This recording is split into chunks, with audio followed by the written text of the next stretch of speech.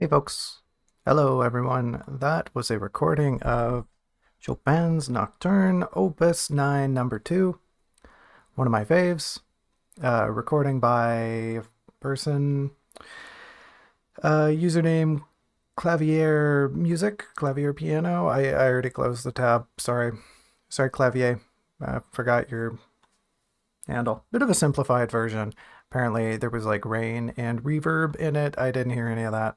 Um, that Nocturne is probably one of my favorite piano pieces of all time. Chopin, one of my favorite pianists of all time. Huge fan. Thought it suited the day. It is cloudy. It is rainy. It is on theme. Chapter 36 is a bit of a dour, a bit of a downer. Um, there's a bit of rain presently. I think we've talked about how the weather's going to change going forward. But enough of that. Hello again, folks. Welcome to the stream slash podcast. If you guessed it, hey, we're going to talk about chapter 36 this week. It's another episode of Draft Diary, episode 26, chapter 36. And hold on a sec. I got to lower my mic just a scotch. That's a little better. Hopefully I sound all right to everyone. Initially, when I opened my documents here, I saw, Draft Diary, chapter 36, page 1 of 8. Thank goodness. I am winning. I am living my best life. I'll fly through this, no problem. And between opening the document and leaving for a walk and coming back and also eating a snack, I discovered that that there's in fact 16 pages, not 8. Very frustrating. But we shall get through it regardless. Take my hand and I shall guide you on this journey through one of the last chapters of my book. There's a lot to fix. There's a lot to go through. But, as with everything, you gotta start at the beginning. So here's a little summary. Here's a little chapter summary for you. I wrote it quickly, very quickly, perhaps too quickly before the stream. I kind of forgot. I was going to wing it, and then I thought, geez, whatever. I've got like 10 minutes here. I better not. So my apologies if I struggle to read my own writing here. It is, I'd say, one step away from being shorthand, but it's not very neat. But I digress. Let's continue here. The chapter starts off right where it ended last time, if you'll remember. Teal got kind of zoiped over to the bell tower. And so this chapter here, chapter 36, begins with Teal being pretty forlorn, pretty thoughtful, pretty pensive. She's kind of just standing outside the bell tower, so to speak, but surrounding the bell tower is this giant labyrinth, this huge maze that bars one from progressing to the center structure, which is the bell tower. And Teal is kind of just standing here. There's a bit of a landing. There's a bit of a staircase. And she's kind of in a bad mood. She's kind of in a sour mood. The reality of her situation really just comes crashing down on her. And amid her thoughts, she stops. She's looking around. She's perceiving things, as Teal is wont to do. And she walks up to the hedges that construct this maze. They're like these 2-meter tall, these huge imposing bushes. They're hedges, right? Topiaries. And Teal takes a close look. And she can tell, right? They're tall and they look pretty dangerous. They've got these massive, like 5-meter long spikes growing out of them. Huge thorns, massive. And Teal goes in for a little look, and Teal being a disaster and also a menace and nosy, let's just put it that way, she reaches out. She grabs one of these thorns. She's kind of in a bit of a state right now. I'm trying to defend her actions a little bit. I don't need to. When you read the book, it makes more sense. She's in a bit of a state, and she doesn't really believe that the hedges are real. They almost have this uncanny quality to them. And so she, to ascertain their realness, she reaches out and she grabs one of the thorns. To put it one way, it's like when you see a fake plant, right? And you go and you grab it and you maybe bend the leaf and you realize, it's plastic. That's sort of what Teal's hoping for here. But instead, what she does is she jams her finger onto the needle and she pricks herself, and it really hurts. She yells out in pain, and in doing so, she alerts an individual in the maze who calls back to her. They ask, are you all right? Did you hurt yourself? What's going on? This transpires into a bit of a back and forth. And I'm not scrolling. I'm not scrolling here right now because you can read the chapter at your leisure. And I'm also going to be going through it as we do our notes. So, figure it out. Go read my book. There's a link in the description. As always, if you're starting chapter 36, if you're starting the series at chapter 30 at episode 26 here, then I would be remiss if I didn't remind you that, hey, I'm talking about my book. You can go read it for free. It's up on AO3. I know, right? We live in an age. We live in an era, everyone, where there is a free book. There are many free books. A lot of them are kind of weird fan fictions, but I won't judge. I'm definitely not judging because they're free and they're all beautiful. And most of them are on AO3. You can just go read them. You can just go read them whenever the heck you want. My book included. You can go read it. Robin's over here hoping the chat behaves, but little do they know that there's never anybody who watches this stream. So, joke's on them. They're usually the only one who has to behave. I got a little off topic, so let's get back into here. Teal's yelled out. She alerts an individual in the maze, which is kind of like, whoa, hey, that's weird. What's somebody doing in the maze? And the two have a bit of a back and forth. And although Teal is skeptical at first, she agrees with this individual, and who, they give her a suggestion. And to surmise, in my summary, essentially the conversation boils down to, hey, I left a trail. The person in the maze says, hey, I left a trail in case I needed to get back out. You should follow it, and we can join up. Because if we are working together, we have a way better chance of dealing with not only the maze, but what comes after the maze. And Teal's a little skeptical at first. She's like, okay, weird maze voice. I'm already having a pretty bad day. I might have just, talked to Jesus. It's Good Friday, so let's pretend the Wanderer's Jesus for a second. And she's going through it, right? Teal's tired. She's in a bit of a perplexed state. And this person in a maze is saying, hey, yeah, come meet up. Let's meet up and let's tackle this maze together. But they do convince her. They do convince her, mostly because Teal doesn't have many other options. Regardless, though, she enters the maze and tries to meet up with this individual within the labyrinth. Once within, Teal struggles in a lot of ways within the confines. She's not exactly hallucinating, not like she was before, but she definitely is struggling to hold her reality together. She is at a point where she's not sure if she's hearing things, right? Before she was like, okay, I'm pretty sure that was a hallucination. But at this point, even with talking to the Wanderer, she was a little skeptical. She wasn't quite certain if they were a real thing or if she was just going crazy. Teal is at the point where she's aware that she is going insane, and she can't tell the difference between what is her lack of a grip, so to speak, and what is actually real and perceivable. To her, it is all just perceivable. It is all just there. It is all just existing. And here in the maze, she really comes to a crux because there's a lot of fog. There's a lot of sensory muteness, right? It's just a repeating hedge over and over again. She's cold. She's tired. She's trudging through this maze, hoping she finds a voice wherever she ends up. And that's not really a great feedback loop. So she's having a tough time, to put it lightly. After a while, however, Teal's luck turns around a little bit, and she meets an armored individual who exudes confidence and charisma. Even within their stylings, their armor is very decadent, very lavish, very well constructed.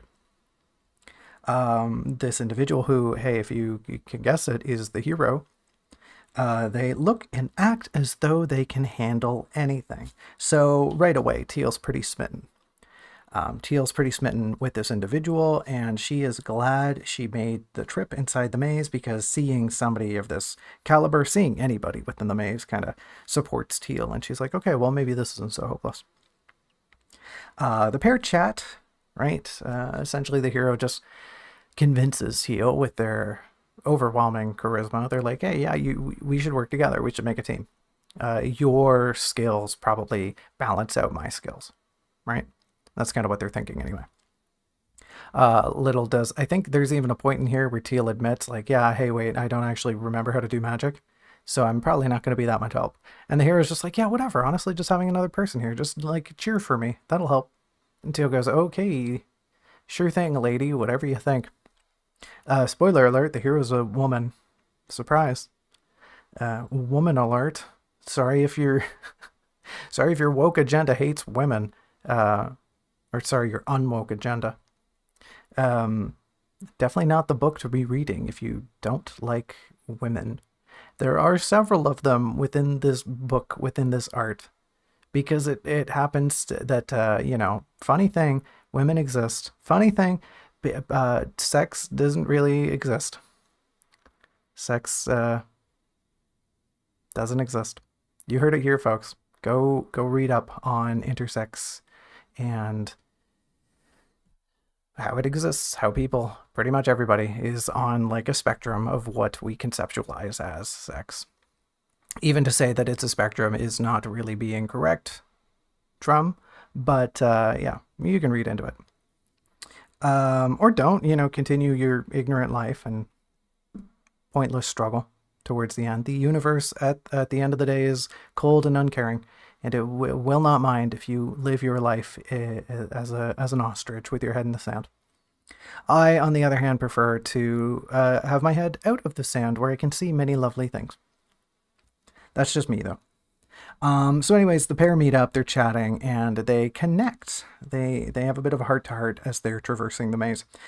Teal learns quite a bit about what awaits them at the tower, and she also learns, and this is kind of an important thing, she learns that the hero has been here before, that this is not the hero's first rodeo. And on top of weirding Teal out a little bit on like the parameters, right, the magnitude of what that actually means, it also alleviates her in many ways. She feels really at ease knowing that she's with an individual who's been here before, who kind of knows what they're doing. And Teal at this point is kind of just willing to let the hero take the reins. Teal is going to play second fiddle. So that's great news. The hero has been here before. And honestly, a lot of the last part of the chapter is just the two chatting, and we get a good sense for Teal's motivation, for the hero's motivation more so. We already kind of know Teal's motivation by this point. But the chapter comes to an end rather quickly when the two emerge at the other side of the maze, kind of haphazardly, and they are stood before this massive pair of doors, which inevitably will lead them into the belfry, or the cathedral, as the hero has been calling it throughout the chapter. And with that, everyone, that's the chapter summary. Thanks for listening. Hopefully that wasn't too verbose. What are we doing on time? Maybe that took me like 10 minutes. I don't know. Who cares? Let's dive into the notes here, folks. Let's dive in. Actually, you know what? I'm going to mute for a second. Never mind. Maybe that's a little salacious to say. Maybe that's a little lewd of me to correct. But I'm going to mute for half a second. I'm going to hit y'all with a standby. And then I'm going to do something, and I'll tell you what it is afterwards.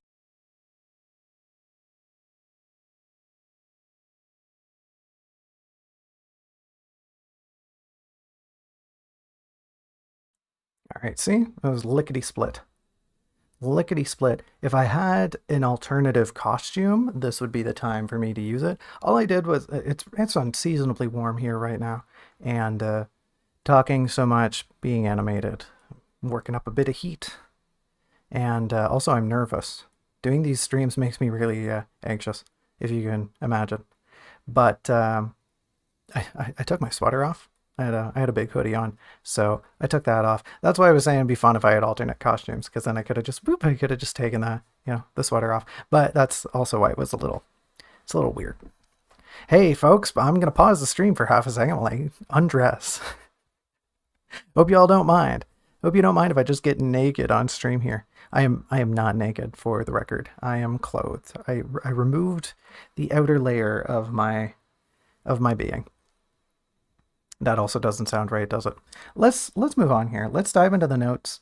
I think it'll go pretty quickly. I like the weird thing, the weird phenomenon here is that as we proceed in this series, we're getting more and more into the notes that I have more recently written.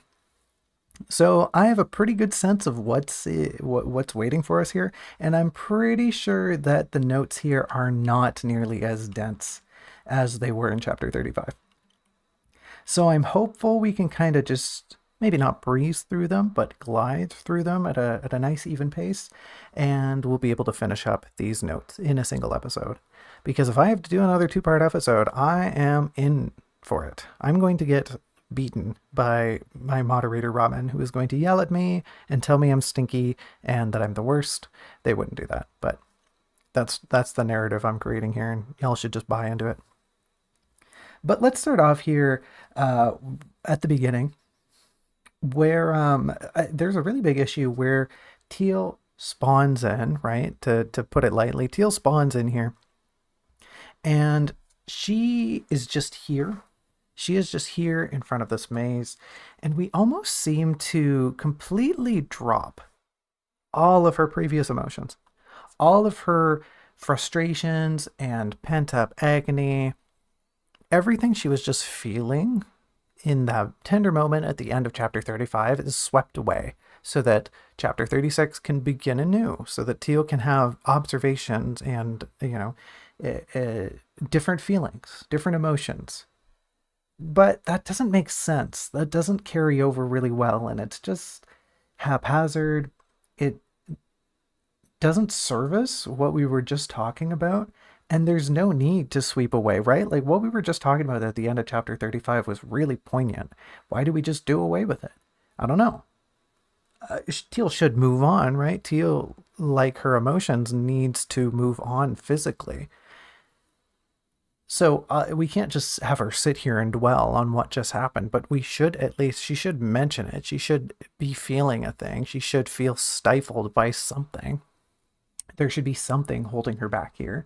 But she just goes with the narrative. The narrative says, sorry, girl, you got to keep going. You can't have a moment to feel feelings. Get out of here. And so she does. And that's stupid. That's bad. That's not good writing. I mean, it's probably efficient writing. It's probably what modern media wants.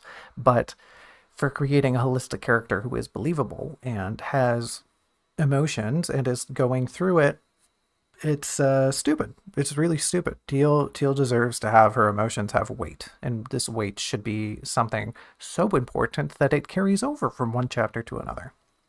Much as it does for people, right? You don't just feel sad and go to the grocery store and suddenly you're better, right? Suddenly you do kind of change mentality. Suddenly you're caring about prices and nutrition, but that lingering sadness, I don't know, maybe you just got your heart broken or something. Maybe you just got a text from your significant other saying, sorry, it's over.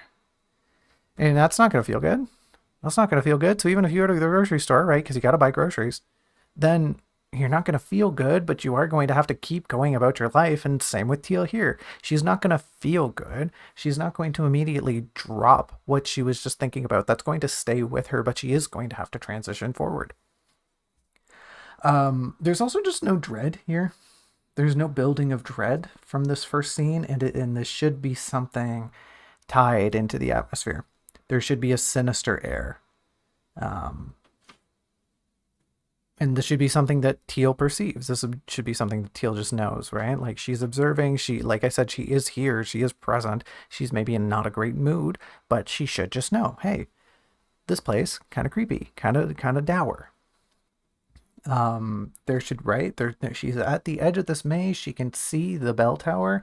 there should be this overwhelming, this looming presence, almost as if the tower itself is trying to taunt her, trying to say, well, you made it. Are you going to come in, or are you going to sit there and have a big pout and give up? Because I bet that's what you're going to do, aren't you, stinky little half elf? And, Teal doesn't.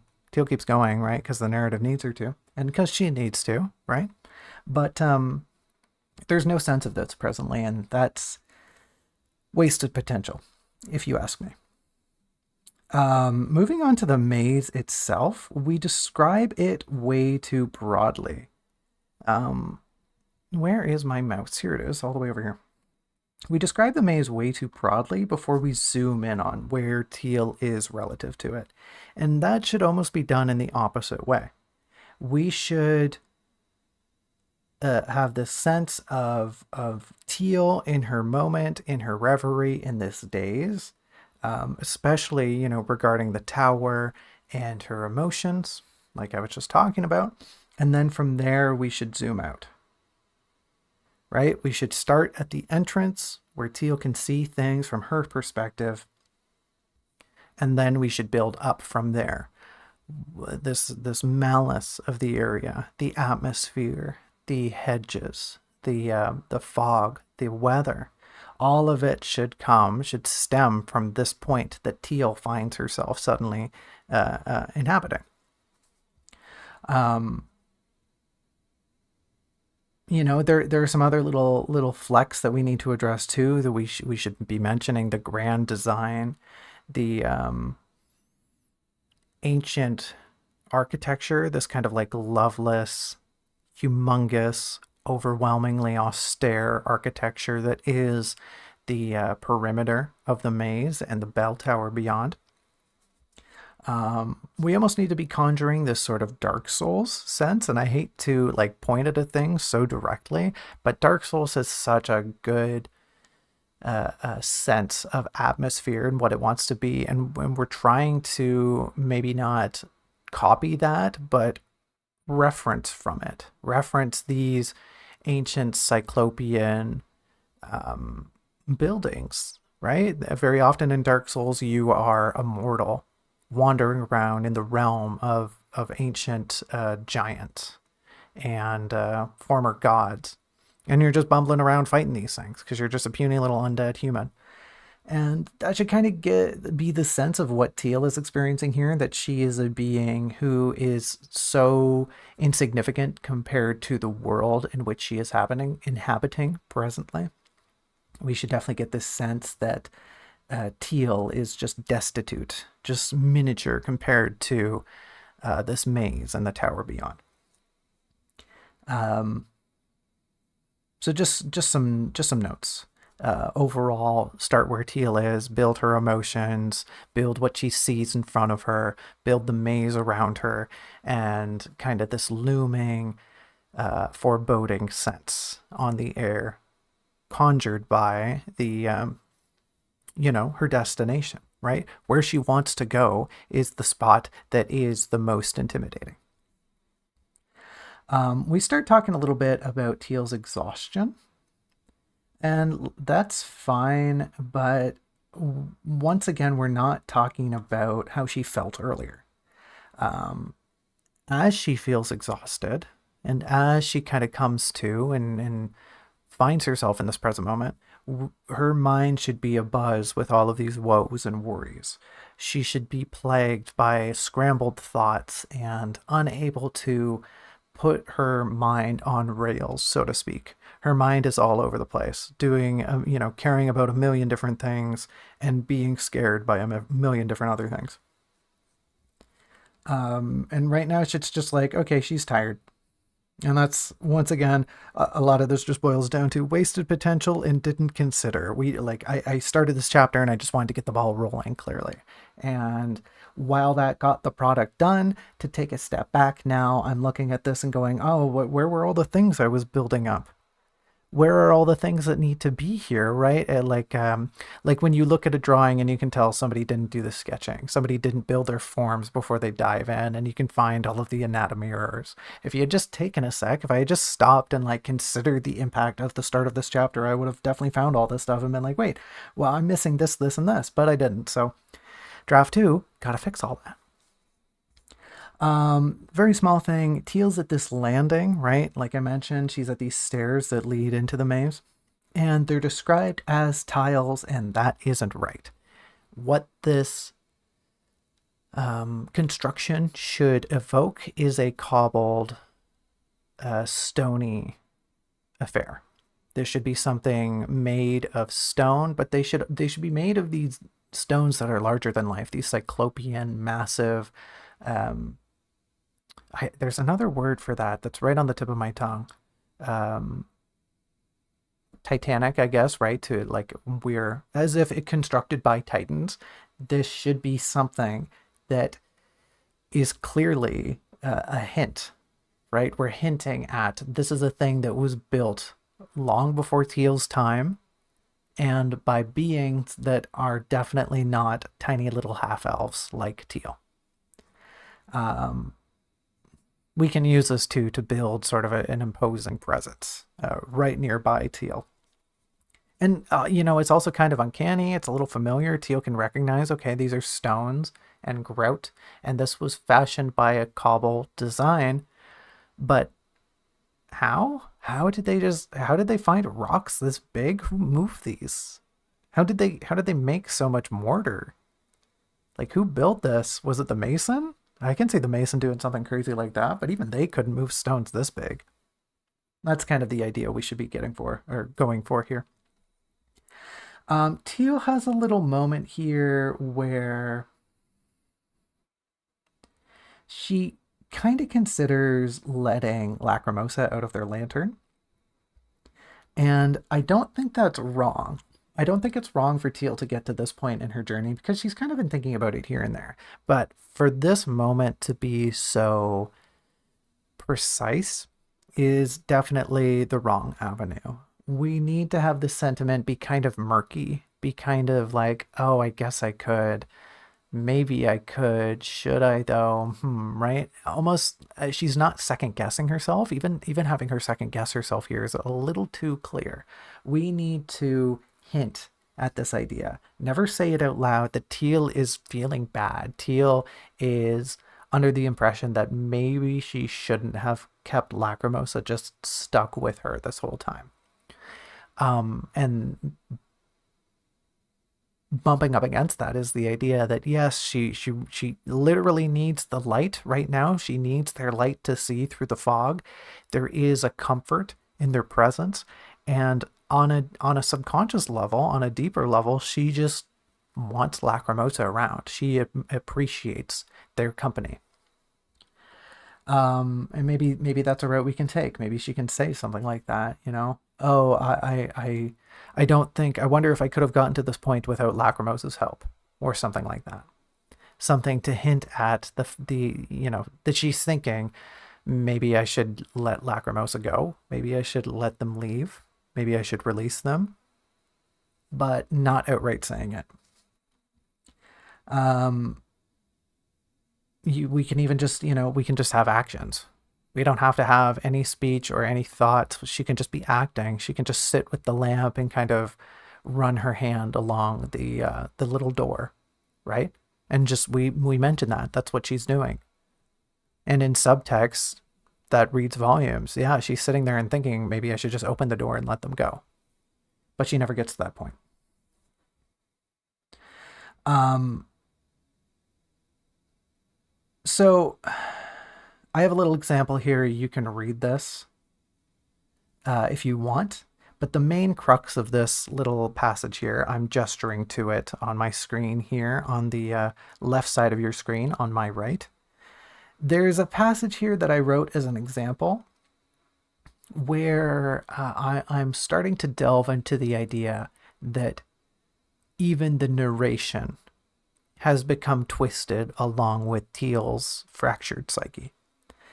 And I think a great way to exemplify that Teal's present depression and confusion is to warp the text. I think by visually describing it, it might not be easy to read, but I think the effect it provides is so evocative and so strong that to not utilize such a thing would be counter to what I want and need to show that Teal is feeling. Um, at this at this point in the story, there's a lot going on. Teal, like I mentioned, is struggling to grip reality. And this is an aspect that we can use to formulate that. We can physically have the narrative kind of slip into these passages where things are just repeating and repeating and repeating and then stuttering, almost like a record that has a scratch in it. And sure, yeah, maybe it'll get over the scratch next time around, but for the time being, it's just going to keep spinning and spinning and spinning, much like Teal, who is sitting here and she can't quite get her mind on the track. But oh, boop, there goes the needle, and yeah, there the music is flowing again. Um, and we can balance this in the same chapter by having moments where when the hero is present, right? We can front load a lot of this with having Teal really struggle to just go through the motions. We can have the narration reflect that by Teal stopping to think and observe, and then maybe she just observes the same thing, and maybe she does it a third time, and then the narration stops and goes, "Anyway, sorry, we were talking about something else, weren't we?" Um, just to juxtapose Teal herself and the narration and kind of how they're intertwined and kind of how they're their own separate things. But we're warping things. But like I said, we can balance that with moments when Teal is with the hero, right? Once Teal meets the hero, we can suggest that there's a solidity, that being with the hero mends this fractured mentality to some degree. Um, when Teal's on her own, when Teal is rifling through the maze haphazardly, this effect can return and it can amplify. But when there's segments where the hero calls out to sort of check in on Teal, suddenly Teal's alert. Teal knows there's something, right? There's something waiting for her. She's got to just keep it together for a little while longer.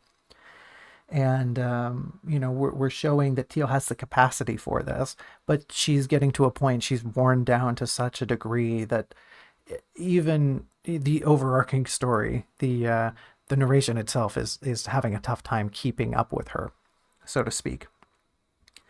Um, and then we can have this sort of cutout. We can have this fade out when Teal actually meets the hero physically, and then she's sort of like, okay, there is another person here who has their shit together. I'm just gonna lean on that.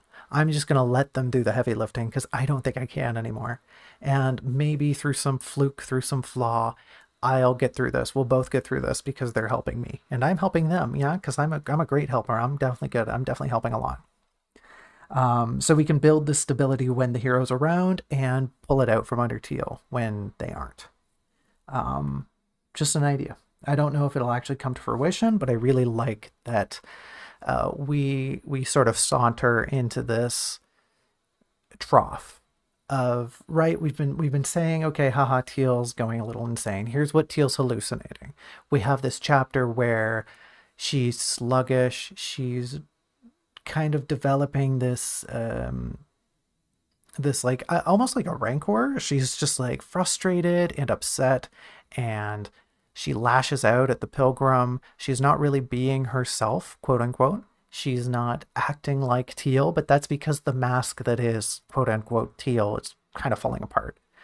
By the time we get to the Wanderer, she's traipsed, she's pushed on through these mountains. She had a moment where she thought about maybe just kind of walking into the mountains and ending it all.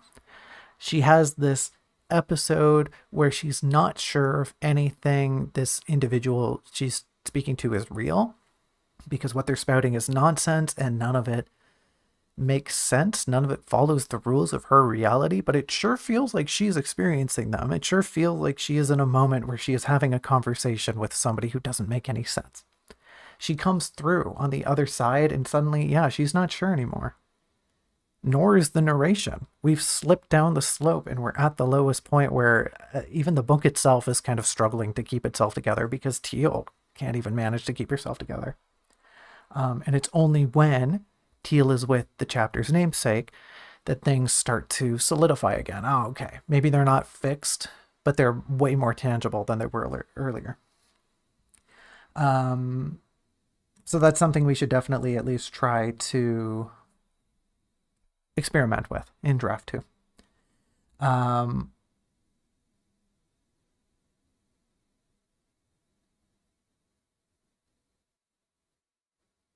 So there's also this note here before Teal enters that this is kind of hard to describe. So just give me a moment. She's sitting here and she's wallowing a little bit. And she doubts herself, right? That's the main thing here. She's having a moment where she's really doubting herself, where she's thinking, if I go in there, I don't think I can come out. Maybe I shouldn't go in, right? She's having second thoughts. She's thinking about maybe just going back to the sage, about playing it safe. And I think the main thing here is that we need to exemplify that Teal is not content to allow her past to be forgotten. She thinks, okay, well, like, sure, I can remember new things and I'll just make a new life for myself. I'll enjoy what I have here. I'll go back to the sage and I'll learn my magic because clearly I really like magic. And I'll figure things out and maybe I'll come back to the bell tower. Maybe I'll figure it out one day. But what really is pushing her forward here is the quiet resolve that she is unwilling to live a life where she forgets who she is. And she should have a moment. She should really reflect on this. Some of her memories might come back, but never all of them.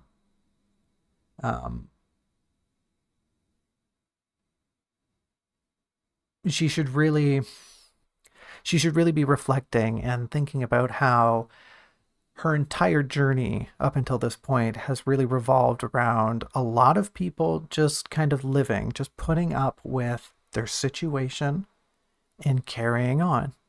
And Teal should sit there and think, I don't really know if that's a way to live. Surely it is. There's people doing it, but I don't know if I can live that way. I don't know if I can just sit here wherever this is, in the wherever, and be content knowing that there was a former life of mine. And I don't think I can just let go of that. She's not okay with just life, with just living. She wants, and I've used the word here, and I don't think with any lack of meaning, she dearly wants her memories back. She wants her old life back. And maybe she doesn't want it exactly how it was, but it is precious to her. Having that life and living that life as opposed to what she's doing right now, which kind of just feels like she's spinning her wheels. She comes to this crux, right? And we're kind of here where I'm gesturing to on the right side of your screen. We're kind of in these paragraphs where Teal's thinking, maybe I should just be patient. Maybe I should just go back to the sage. And, you know, throughout all of this, throughout all of her meditations, where she should end up shouldn't be this idea of why am I here? It should be kind of this resolution that I am here. And despite how stupid everything is, despite how awful all of this is, the only thing that seems to be worth trying is pressing on.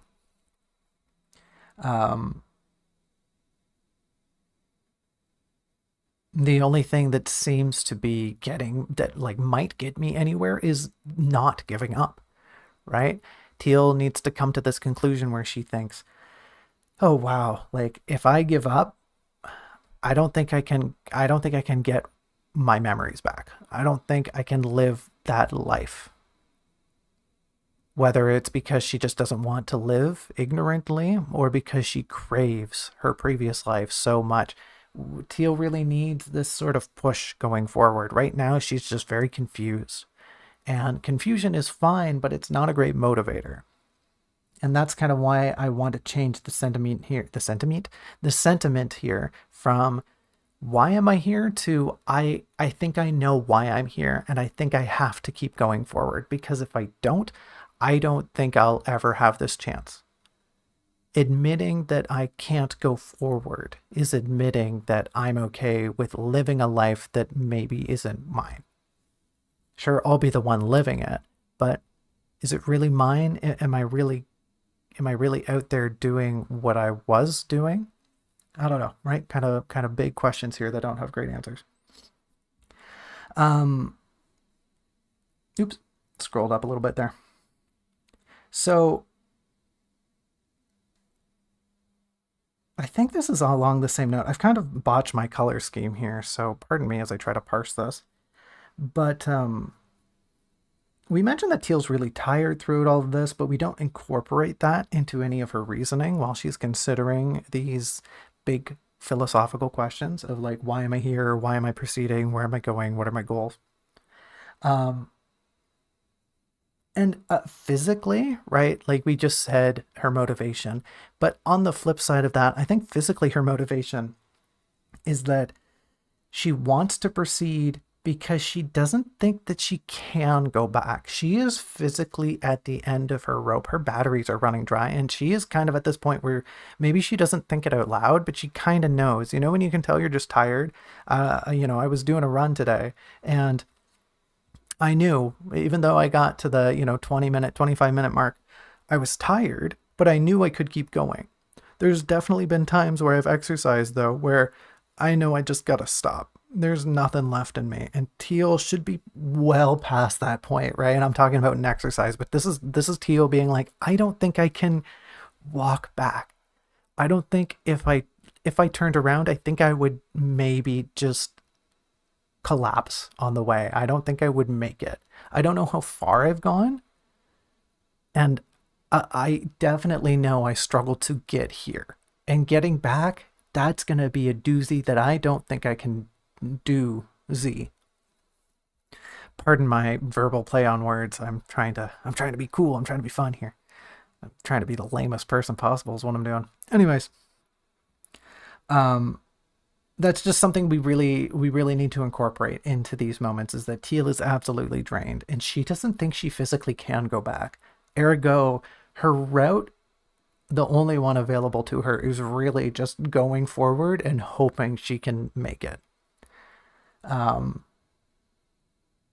We can frame this in a sense that like she might be fearful that if she has to go back through those mountains, she might not be able to convince herself to keep going through them. You know what I mean? She might get to those mountains. She's pretty sure she could make it back through the valley.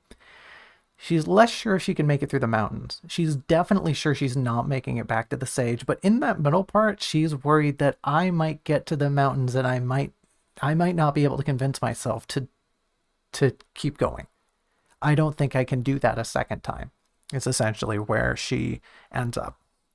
And that should be, that should speak volumes for her energy, for her motivation, for her passion, for her desires at this moment. She is beleaguered and beset by all sorts of different aspects. And the culmination of that is I have to keep going forward because I want to and because I think that's really the only option available to me. Which is kind of depressing, but hey, if you're this far into the book, that's kind of what we're going for here. So let's move on a little bit. Maybe not so much. Throughout this passage, something that Teal hits upon is once again this idea of maybe just wanting to not exist. And I don't think that notion is bad, but the presentation of it needs a lot more nuance. This should be something that is very subtle. Once again, something that Teal doesn't outright say. And right now, I'm pretty sure she does just say, wow, I wish I could maybe just not exist right now. She did not wish, I'm quoting here, she did not wish to be unliving, but she wanted to stop existing for just a little while. And While that line is raw and I love it because it's heavy, it hits like a sucker punch to the gut at the end of that paragraph. That's it's a little too heavy. It's a little too much of a sucker punch. I maybe just want to slap the reader across the face here with the idea that, yeah, Teal's kind of thinking about just not existing right now. She's not thinking about, oh, I'm going to go into the mountains and just have an eternal nap. She is actively thinking, I kind of just want to join with the void and not exist right now, which is foreshadowing, and it's going to be really potent later on because Teal has had these thoughts and because she kind of, I don't know, no spoilers, but maybe ends up in a situation akin to that. It's going to hit a lot more when readers remember, oh, yeah, wasn't she kind of thinking about that? Wasn't she kind of thinking about that and now she has it?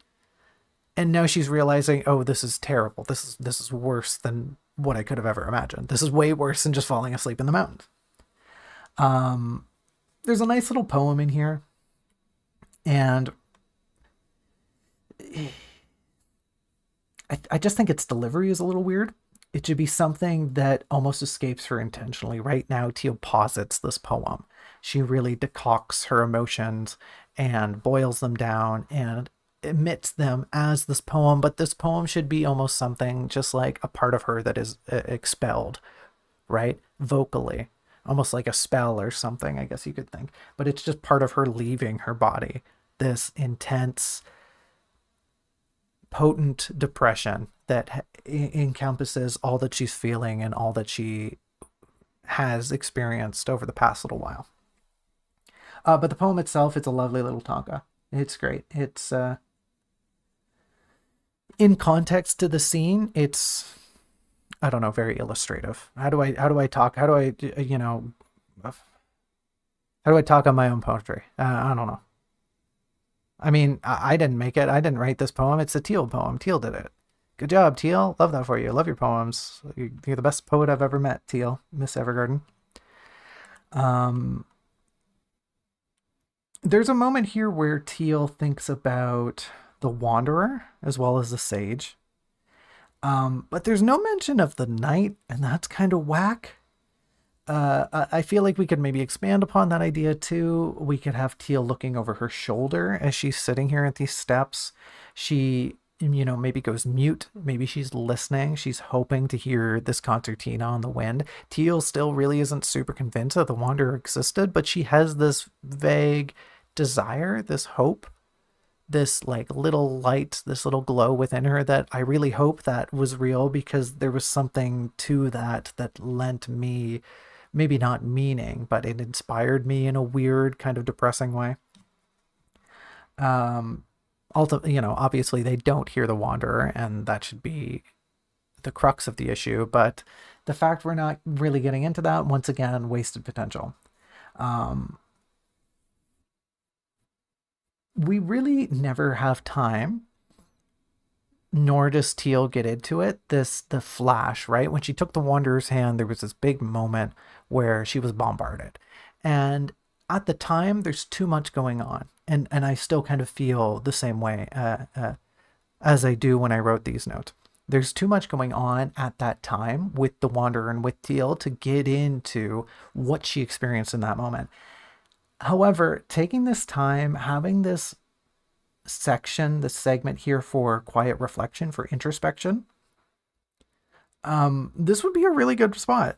This would be a really good time to be, for Teal to tentatively poke at what just happened, to really try to unpack what did I just experience? What was that? What was I bombarded by?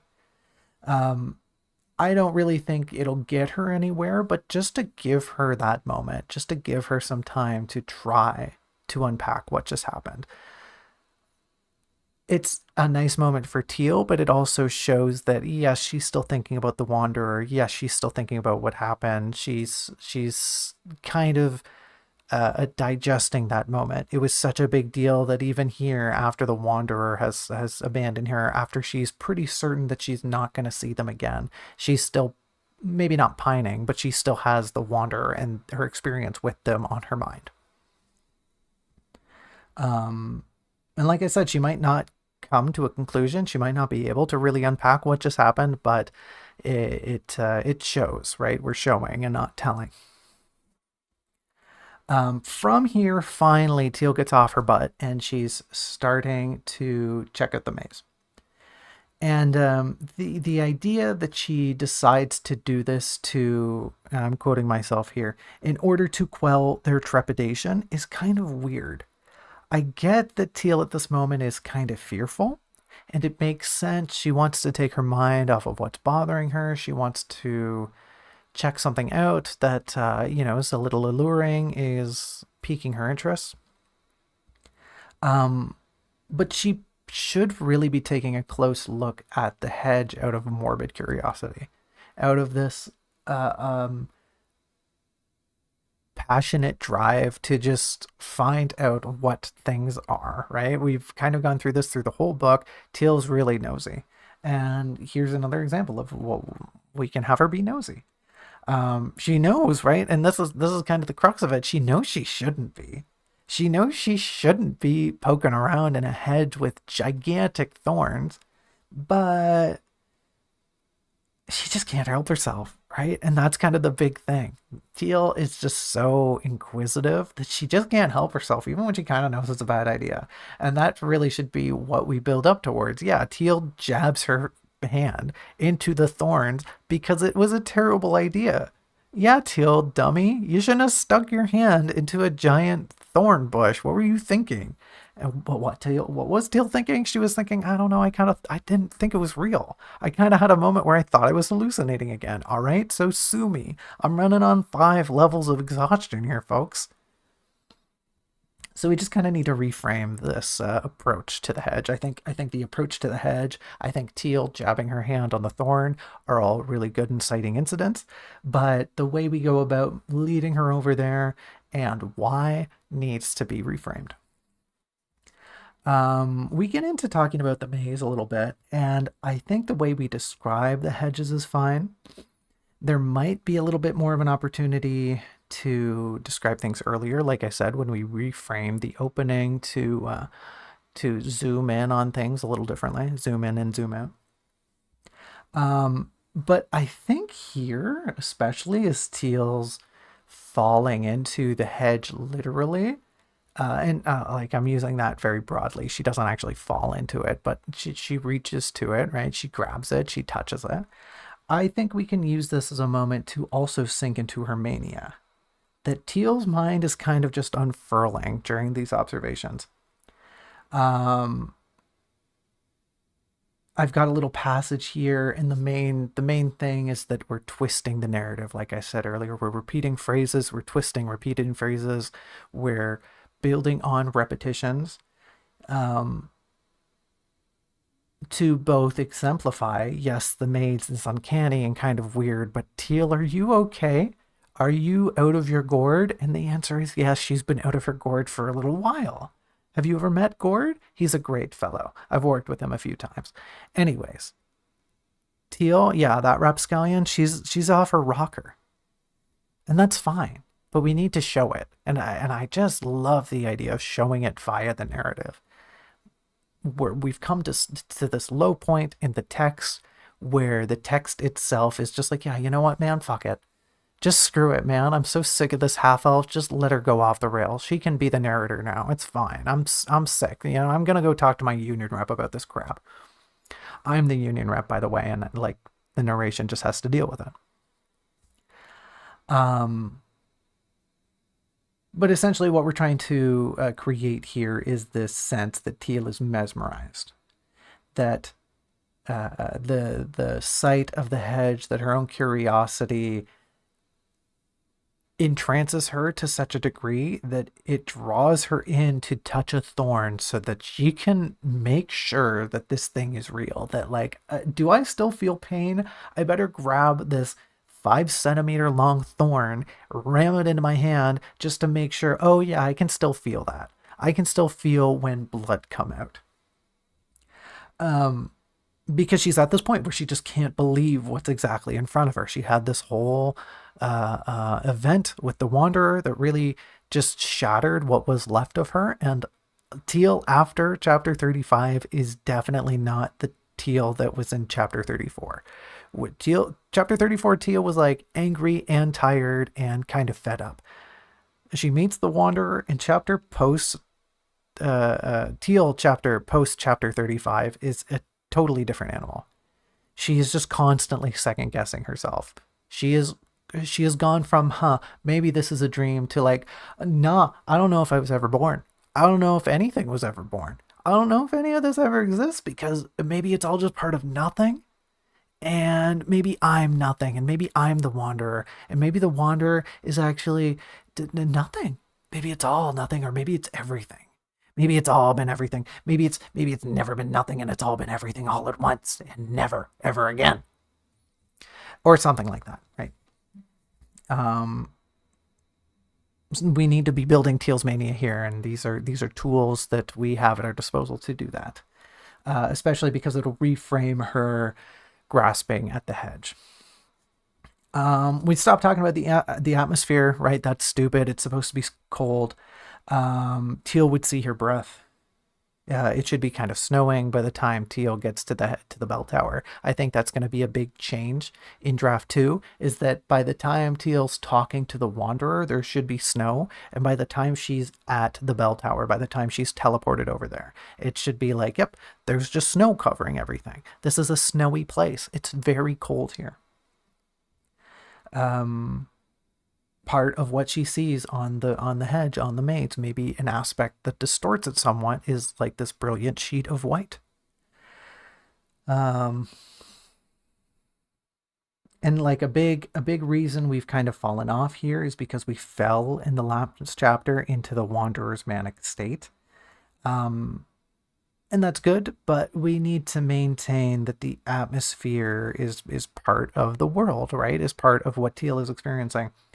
Um, because like not only is it missing here, so we didn't talk about it at all in the last chapter, and that's a huge shortcoming. We haven't mentioned how Teal is feeling in regards to I don't know, the air around her for like 3 chapters now. What gives? We mentioned at the end of or right at the beginning of chapter 34 that okay, it's kind of misty and it's getting cold. We have not said a single thing about that since. That's such a big deal. This should be such a crucial part of this last leg of her journey, is that she leaves the sage and it gets colder and it's starting to snow, and maybe even getting to the bell tower itself is kind of starting to suck, right? Teal's having to pick up her knees. She's not wearing the proper clothing for this environment. She is not equipped, nor is she, acclimatized to this sort of thing. If only she were, a fluffy cat person, or if she had a fluffy cat person to keep her warm during these frosty gales. But alas, she does not. It should be cold here. It should be foggy. There should be precipitation. And by the time Teal gets to the tower, that should shift from this, like we mentioned, as she's leaving the stages, this mist, this fine sleet, into snowfall, right? And snowfall that by the time she gets to the belfry and the hedge and whatnot, to her final destination, this should be snow that is accumulating on the ground and the hedges and the architecture and so on and so forth.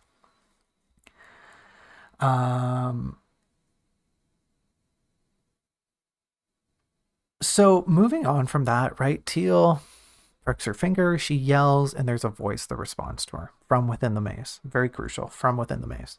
How long have I been yapping? An hour already. Oh god, we're in for a rough episode. Gotta just keep on going. So Teal hears this voice, and we can really condense and wad up Teal's considerations about the voice a little bit. You know, why would she think it's a voice and then think it's the maze? Right? There's a moment here where Teal haphazardly thinks, oh, is the maze talking to me?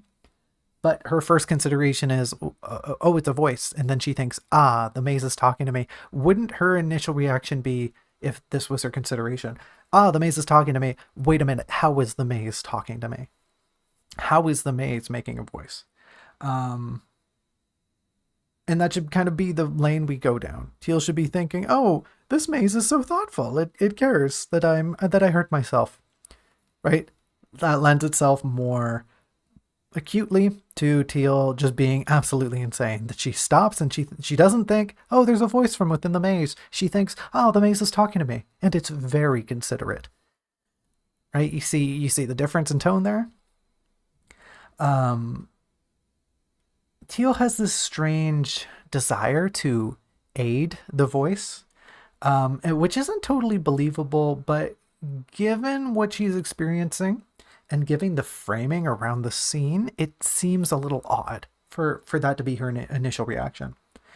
Uh, uh, Her jump to that conclusion feels very sudden. And for the reader's sake, and like just for the sake of a more smooth narrative, it would work better if we build up to that point. Um, it makes way more sense for Teal to come to her immediate reaction should be one of worry and one of doubt. She should be thinking, oh, wait, a voice? Somebody's in there? Hold on a minute. That's not very likely. Am I hearing things again? Am I imagining things? No, no, no. The maze is definitely talking to me. I'm pretty sure about this one.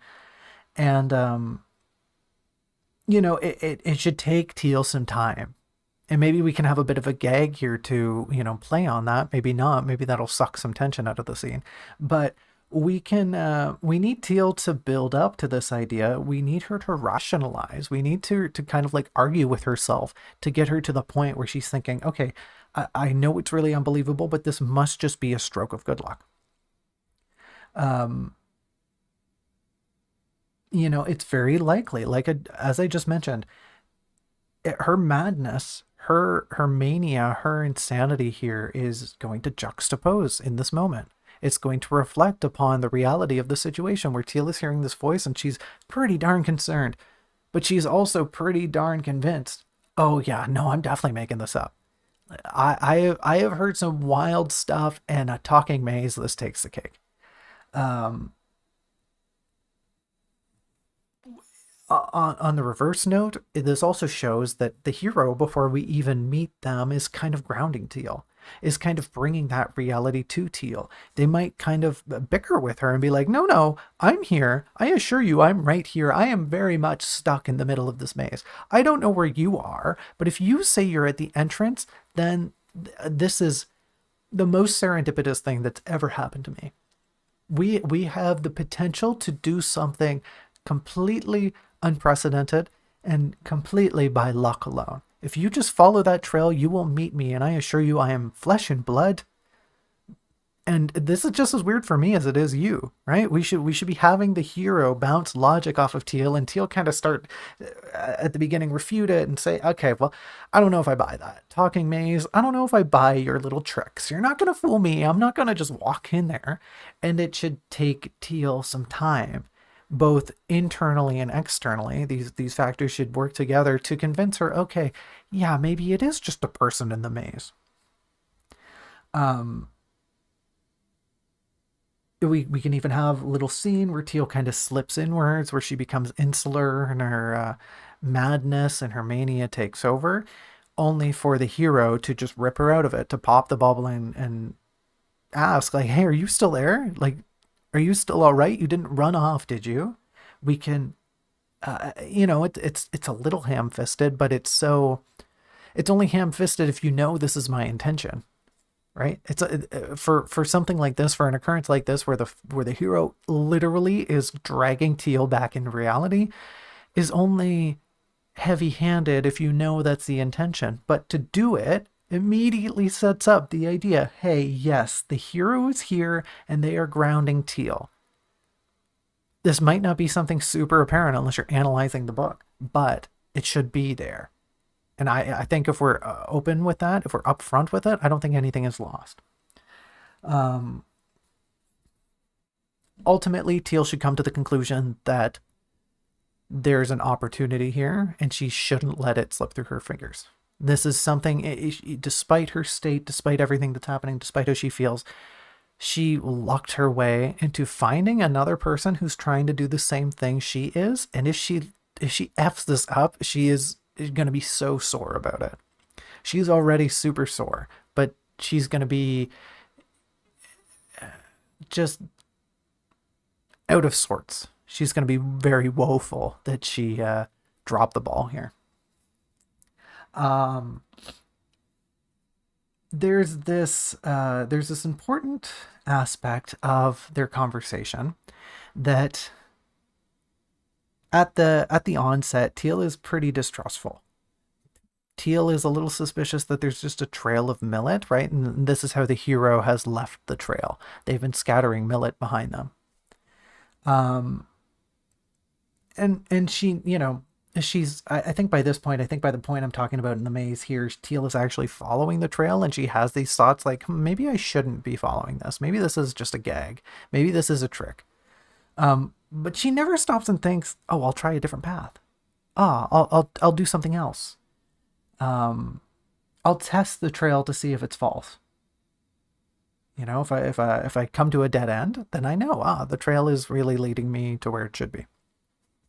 Um, but there should be a fear, right? There should be a kind of a grounding sense that, oh, okay, but if I don't trust this trail, if I do go off the path here, so to speak, and I get really effing lost in this maze, I'm done for. I cannot afford to get lost in this maze because, as previously mentioned, I don't think I can last much longer. I am really freaking tired.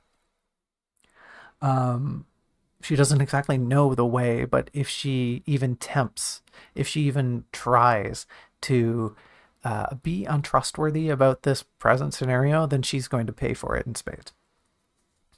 So we need to kind of build that idea that yes, Teal is untrusting. Teal is a little suspicious. She doesn't exact like the absurdity of this situation isn't lost on her even in her present state. But we never delve into the fact that she's not doing that for reasons. She's not leaning on her suspicion because the alternative is way worse. Sure, she can be being led to a trap. She's got to take that risk because the alternative is I get really lost in the maze and maybe something worse happens, right? Um, Teal, as she's going, she has a bit of a moment, a pause in the maze where she has some time to herself. And I like this beat of her being alone with her thoughts, but there are three elements we need to incorporate into this scene. Let me see if I can find it here on the chapter here. They meet, they talk, they have some thoughts. When does Teal actually go into the maze? I think in and around here. In and around here at page 258. Teal is lost within the maze. She's not lost, she's still following the trail, but she's having second thoughts. She's doubting herself. She's becoming introspective again. And as we've learned, as Teal takes these pauses, it's often when she stops to think that she her mental state, the fatigue, the depression, all kind of manifest and bubble over. But like I said, we need to involve or incorporate three elements. The first one, we don't talk anything about her senses. We don't talk anything about what she's experiencing physically around her.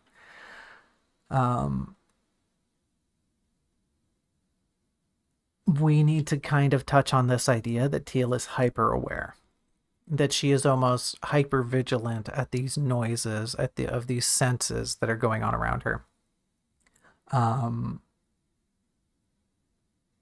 Just so we can show to the reader that she's being paranoid, right? And that's a big thing that's going on here. Her paranoia is another aspect of her frayed mental state. And we don't touch on that at all. We mention she thinks she's hearing things, but we should explore the plethora of opportunities available before us that suggest what Teal is feeling, what she's sensing: touch, sight, smell, hearing, probably not taste, but maybe there is a flavor on the air, so to speak. Um, she should be second guessing herself. Are these things real? Is reality consistent? Am I losing my mind? Probably yes to most of those.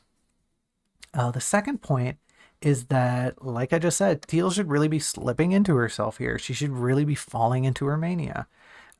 we can really start to build upon our previous sentiment here that the text, that the font, that the wordage of the narrative is starting to fall apart. It, along with Teal, is starting to crumble. Um, it won't be for long, but we just need to kind of dig a trough here to remind readers, yeah, she's still messed up, and then to reflect that and say, but the hero's here. But things will be fine. But Teal's holding it together, and she's going to keep going forward. We might have a moment where, and I think there already is one, where Teal screams from fright, where she kind of bumps into something and she has a little, ah! Did we already? Oh, sorry, I did not scroll far enough over here. Maybe I did. Yes, I did. Okay. Teal has this moment where she kind of, she loses it. She's like, ah, this is scary. Ah. Um, and we should immediately have that propped against the knight responding. Or sorry, not the knight. Um, this should say the hero. My bad. Because the knight is not here. The hero is a knight. That's kind of the confusing thing. The hero is definitely an armored individual, but and Teal even has a moment where she thinks, "Oh, your armament reminds me of someone I met previously." But it is the hero here, right? Teal's fright should be propped up against the hero, reassuring her that everything's all right, calling out to her with genuine concern, hoping that Teal's fine. Because right, and like if you take this from the hero's perspective, the hero's probably wigging out a little bit too. The hero doesn't want to be here. This place sucks. Maybe there's monsters here. The hero, if the person they're waiting on suddenly screams and there is a monster, and like, maybe I should backtrack, right? Maybe I should backtrack and try to find this person.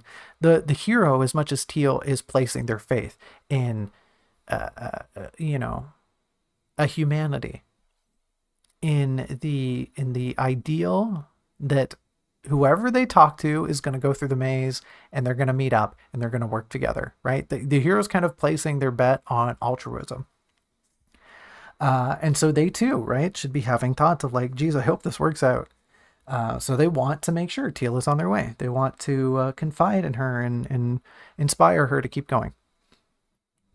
The third thing is that the maze really lacks atmosphere. We mentioned that it's cold and foggy, but we don't build up the landscape. We don't build up the terrain itself. Now that Teal is within the maze, now that she's in such an intimate position, we let it all fall by the wayside. And that, once again, is really wasted potential. Sorry, I just noticed I was clicked on the wrong program here. Like we mentioned earlier, where is the snow? How cold does it feel to Teal? How does the brisk air feel to Teal on her face? Is it starting to seep through her clothes? Is it starting to chill her bones? Right? Would she not be reacting to the cold? Would she not be sniffling? Would her nose not be running? Would she not be shivering? Would her teeth not be chattering? Would she be holding the lantern? Right? Would she still be like propping up the lantern to provide light so that she can see where she's going? And if she is, would that act not be torturous? Would it not pain her to no end to have to keep the lantern up? Would she maybe relent and like keep the lantern close to her body and bundle herself up so that she can try to maintain warmth? We don't talk about any of that. Very, very shameful that just none of that gets mentioned. If there is snow, is she not walking on it? Is there not a crunch beneath her feet? Does this crunch not reverberate around the hedges and the fog? There's so much here we could be playing with, but we just don't. And I think that just goes because we we stopped talking about it. We just stopped talking about the entire atmosphere as soon as we got to the Wanderer. We just stopped talking about it. Big waste of potential. Um, so as mentioned, it's really important that Teal hears the hero's voice to bring her back to reality. And right now, they have a bit of a conversation. They have a bit of a back and forth, but it should be much more conversational. The hero at this point should be reassuring Teal. Um, we're trying to build them as a team, and we're trying to show that the hero is encouraging and kind. Um, Teal, I'm not entirely sure that she would be so reserved at this moment. Would Teal not voice her concerns? Would she not be torn about voicing those concerns? Would she not want to confide in the hero and this person she's hoping to meet up with? Or is she hoping to maybe be like a little more, uh, um, not quite standoffish, but hold her cards close to her chest, so to speak? She wants to aid this stranger, and yet would it be wise of her to admit her fear? Um, she might have a moment here where she realizes how rare this opportunity is, and given the circumstances, how it might be more prudent to build trust with the hero rather than to remain suspicious. She might even try to interrogate them. She might fall into doubt and worry, and maybe she expresses some of these things to the hero. We can use this, right? This is another opportunity. We can use this to further push the idea via the hero's response that they are, you know, super. I said it earlier, but they're very altruistic. They are patiently waiting for Teal to meet up with them. And to expand on that a little bit, the idea that Teal has fears, right? Teal's full of fears, but one of the biggest ones right now is that she's being lured. Teal is being lured into something sinister. And we can build some of this idea up with the previous scene where Teal is kind of going, she losing her marbles. She's going a little nutty in the previous scene among the fog and the mist and whatnot. And Teal has doubts and concerns that she's being led into some trap or towards some monster, or that maybe something's even following her, something's trailing her. And we should probably press on those. Teal should probably express some of these things if she's going to have a moment with the hero. And I think to build on that, the hero should mollify a lot of these worries as best as they can. Um, Probably having the hero express like a note of commonality. Uh, Kind of like I was just talking about how the hero too themselves are kind of like, well, man, I'm just waiting for you. I'm risking a lot just waiting here. What if there is a monster and it comes for me first? I'm risking myself here. Do you want me to turn around? I could try, but what if you're the monster, right? The only way we'll ever know is if we meet face to face and it turns out, okay, you are somebody I can trust. And by doing that, by expressing their doubts too, there's a level of humility that almost, it doesn't force Teal, but it encourages her to put doubt aside and like, okay, well, I guess, same, just like me, for real, for real. And in doing that, this kind of subtextually, subconsciously builds trust between the pair. Um, did I spell intentions wrong? I did. It's got a T, not two S's. Um, and we might have this moment. We might have a moment of clarity where Teal could ask the hero something that there's not really an answer for, something they don't have an answer for. Um, something that the hero can reply with, oh, I don't remember. I don't know that, right? I don't have memories of that kind of thing. And in doing this and exemplifying that the hero too is an amnesiac, much like Teal, would kind of just like shatter the barrier that Teal has put up between the pair of them. It would really chain Teal to her empathy that yes, this is an individual. Yes, they have hardships. I've been kind of foolish. Why am I doubting them? I should just work my hardest to getting towards them. Um, Essentially, by the end of all of this, we should just be trying to build some genuine camaraderie between the pair. because as they go forward, we need them to have this quick but strong bond that unites them as we proceed to the end of chapter 36 and into chapter 37. Um,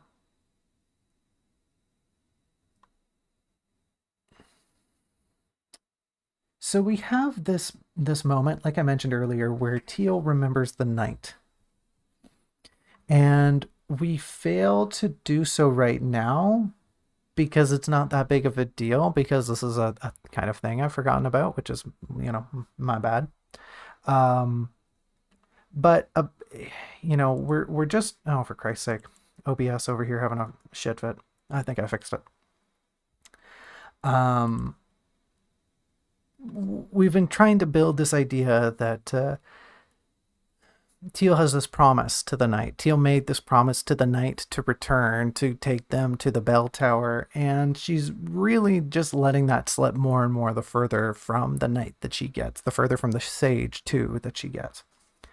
And the moment here where Teal is thinking about the knight, thinking about her promise to the knight, should be much more poignant, should be way more potent.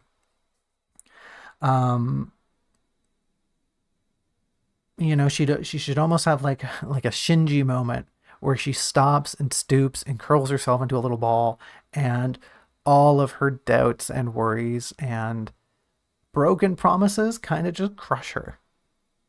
And she should have a moment where she second guesses herself. I don't know if I can keep going.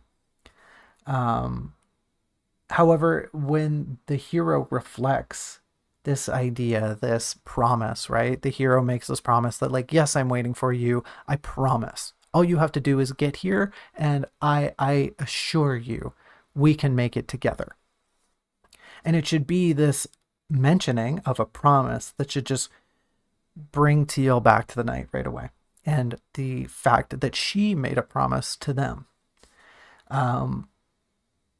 And in this bleak period where Teal's not sure if she could keep going, it's this notion that I made a promise and I've got to stick to it because I don't have much else to stick to right now.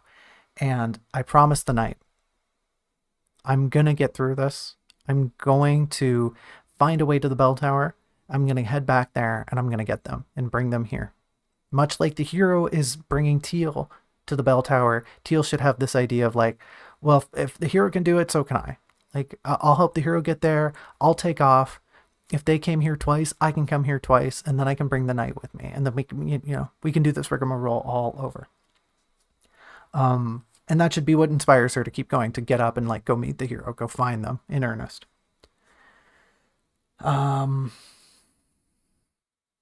Once again, Teal and the hero are separated for a little bit, and we have a perfect segment here to revel in Teal's madness now that the hero is not there.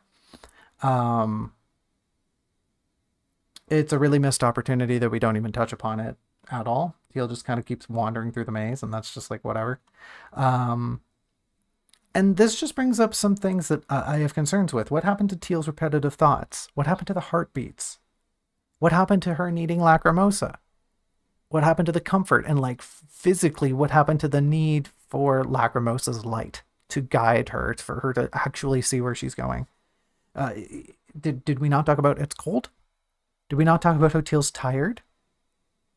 We've got this little jaunt here before Teal meets up with the hero, and we just, everything flatlines. All of the themes we've been building, all of these rich ideas, just whatever, throw them in the bay. Throw them in the bay with all the rest of the tea. We don't need it anymore. But we do need it. A lot of these things are twisting together. They're balling up. They're forming and coagulating into a single entity, which is Teal. And going forward, we need that. We need that Teal. We need that half-elf shaped concept of all these things we've been nurturing and carving along the journey. And we need them for the next episode, the next chapter, because that's when everything pays off.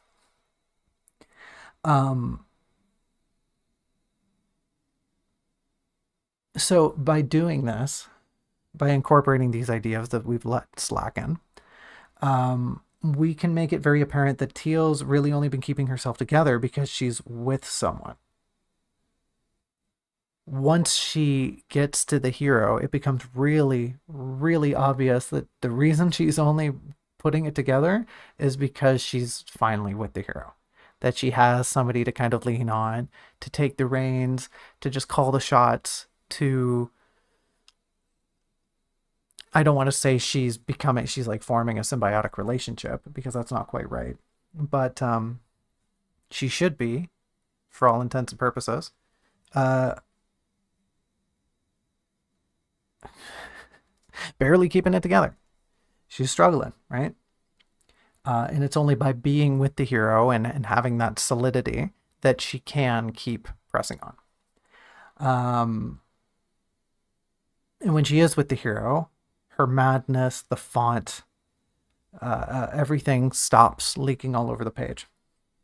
Teal is, because she's with somebody else and because she's with somebody who she feels confident in, she can maintain the mask that is herself. And so too does the narrative maintain itself more holistically. But like we need to be referencing these two ideas that yes, Teal with the hero is Teal again. That's Teal. That's the Teal we've been reading about. Teal without the hero, I don't know who that one is. That's crazy Teal. That's what would that be? That's Layette. The evil Teal. Layette. Maybe it would just be Laet. Nah, Layette sounds cooler. Um and some of the writing through here is just kind of lazy, right? We're just spilling out, we're just spewing what Teal feels, what she's going through, and we're just doing it in the laziest, most efficient way possible. This is such an opportunity to be digging into things, to be talking about how Teal feels on a deeper level. A lot of the segment should be really distressing and really intimate. Um, Teal finally meets up with the hero, and there's this paragraph of her stumbling into them. But even this, even her discovering and finally meeting the hero, should be tinted, should have a tinge of paranoia. Um, it shouldn't be as if she's simply reacting to the hero's presence. There should be kind of the sense that something's amiss. We need to be showing that Teal's not in the best state. She's not in the most healthy mindset. And she's paranoid. She's scared. She, and right now, we kind of do this, right? Teal still pulls out a knife.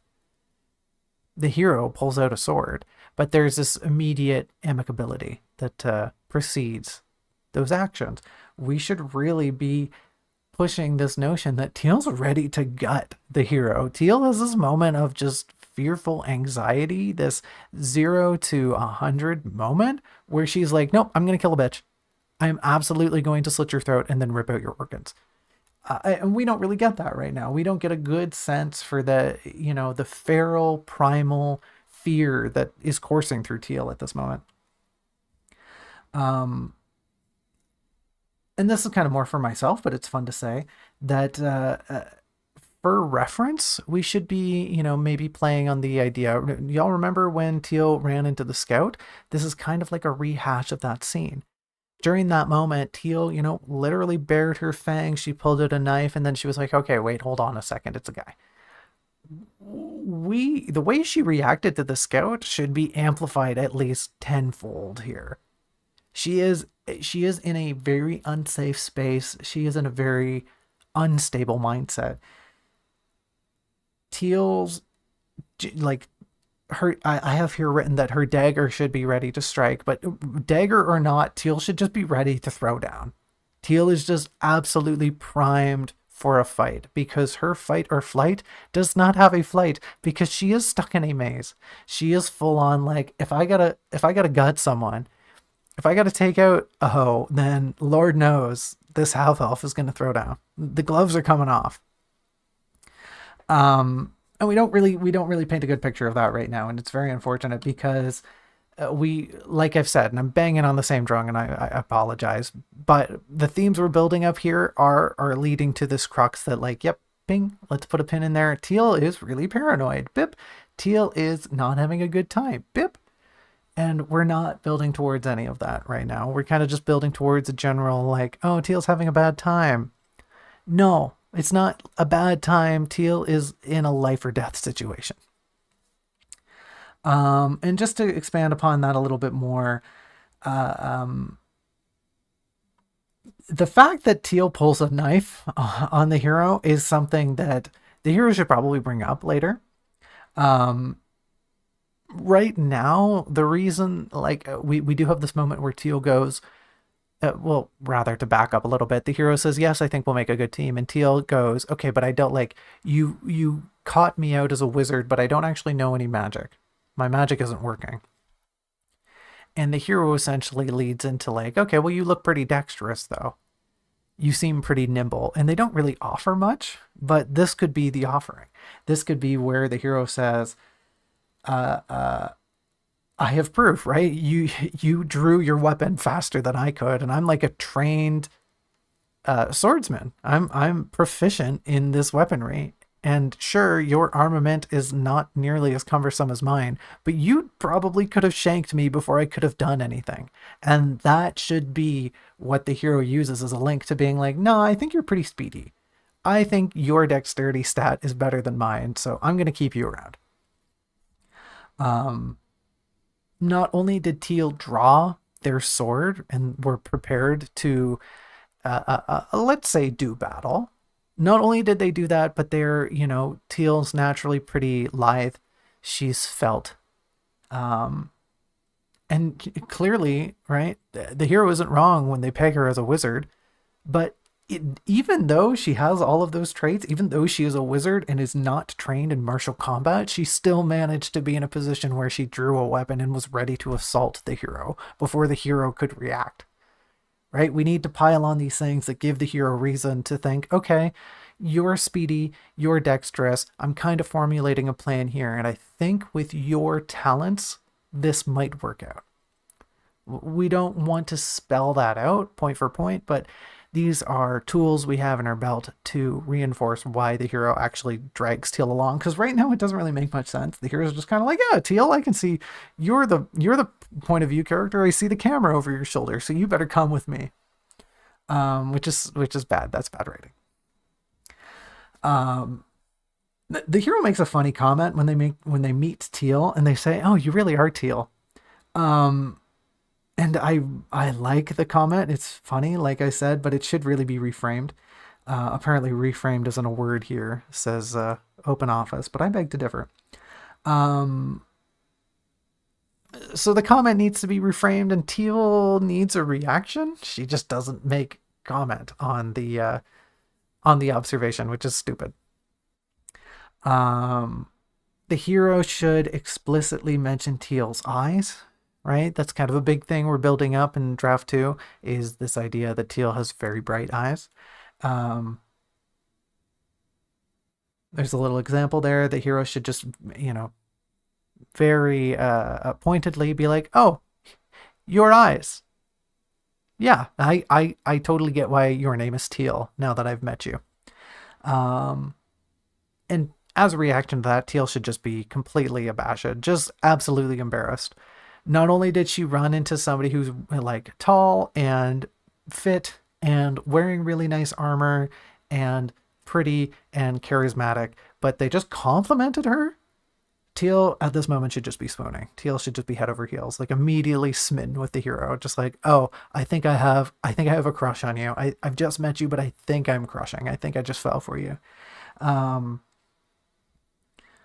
yeah, and we can have a really dorky moment with Teal and giving her kind of this dorky moment, this like slam on the brakes. "I was just about to kill you, but maybe now I'm kind of in love with you."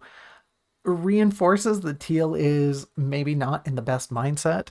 It develops her as a character, right? It adds another facet to her as a being, that she is maybe not capable of taking compliments very well, that she does kind of get frazzled at flattery very easily, because most people aren't willing to take that route with her.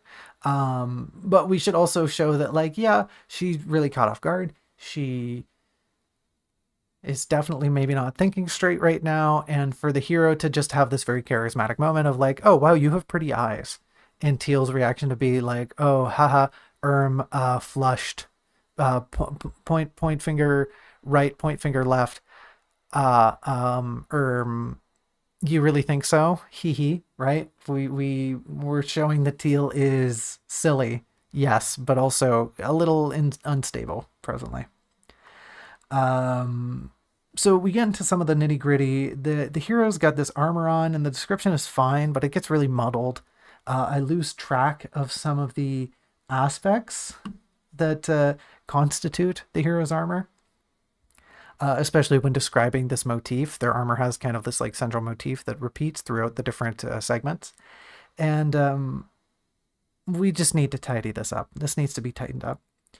Um, there's also this notion that like we don't really talk about what they look like. There's a moment where they lift up, they've got a helmet on, but they lift up the mask to converse with Teal. And we don't linger on their visage or their personage very much. This should be, the hero should be someone that captivates Teal. There should almost be a mystical quality to the armor and to the hero themselves. And right now we're kind of just like, yeah, whatever. They got armor on. Is they got a big sword. Um, I guess there's like a feather or something. I don't know. Anyways, whatever. And that's dumb. We're trying to exemplify that Teal, and like as soon as she meets the hero, is just kind of she's just odd. She's just captivated by what she sees. There's some okay writing here. Teal should be a little more awkward in this conversation, right? She's trying to keep herself together. She's met another person, like another real person for the first time in a long while. Another real person who is stuck in a maze and who waited for her and led her here via a trail of millet and like encouraged her to meet up.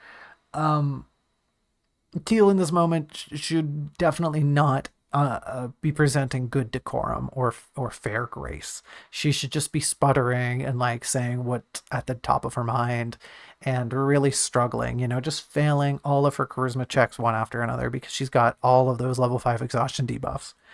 Um, there's kind of this there's a bit of a transition here towards the topic of gender and sex, and it feels really forced as it comes about right now. It's kind of just like the two meet up and then they're like, oh, we're both ladies, hey, woman moment, love that. um and that's silly, right? That's not how people talk, that's not how conversations go for the most part. Like obviously it's not impossible, but I feel like there should be more of a natural transition between one topic and another. As something as simple as the hero just saying, I like your skirt, right? Just like, oh, bam, okay. Yeah, right on the nose, there's the transition. And from there, we can build at the idea that, like, oh, I didn't, I couldn't tell that you are a woman under all of that armor. And the hero going, like, yeah, well, it doesn't really matter. Um, we can also use this idea to show that the hero is a little more astute, right? That they kind of weigh Teal's reaction before proceeding. And then as they proceed, they start talking about like, the fact that they share the commonality of both being women, of both being female.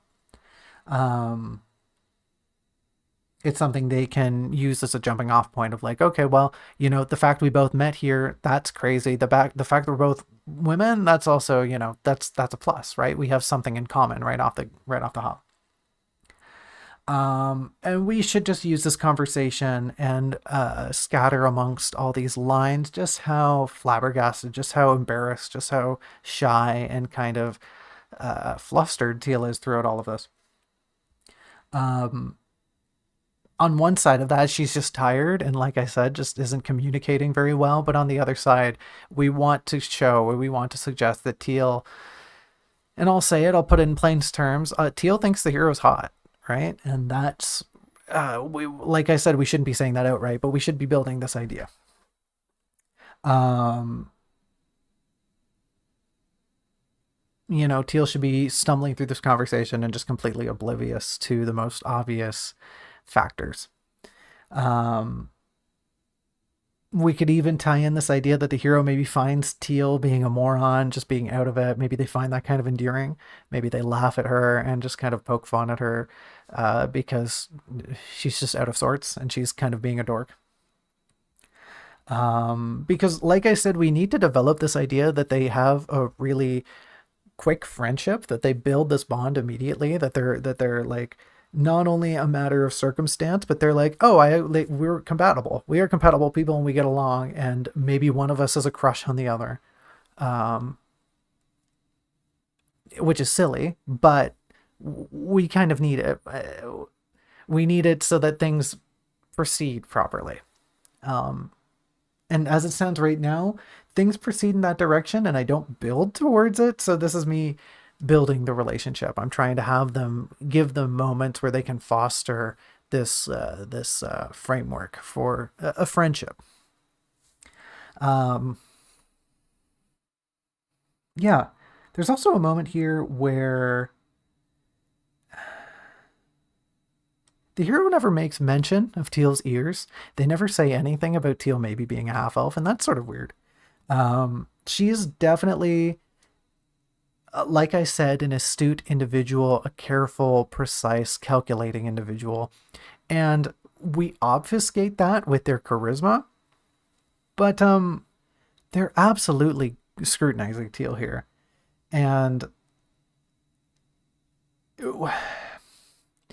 we're trying to build kind of like a trope as if the hero is from a fairy tale. We'll get more on that later.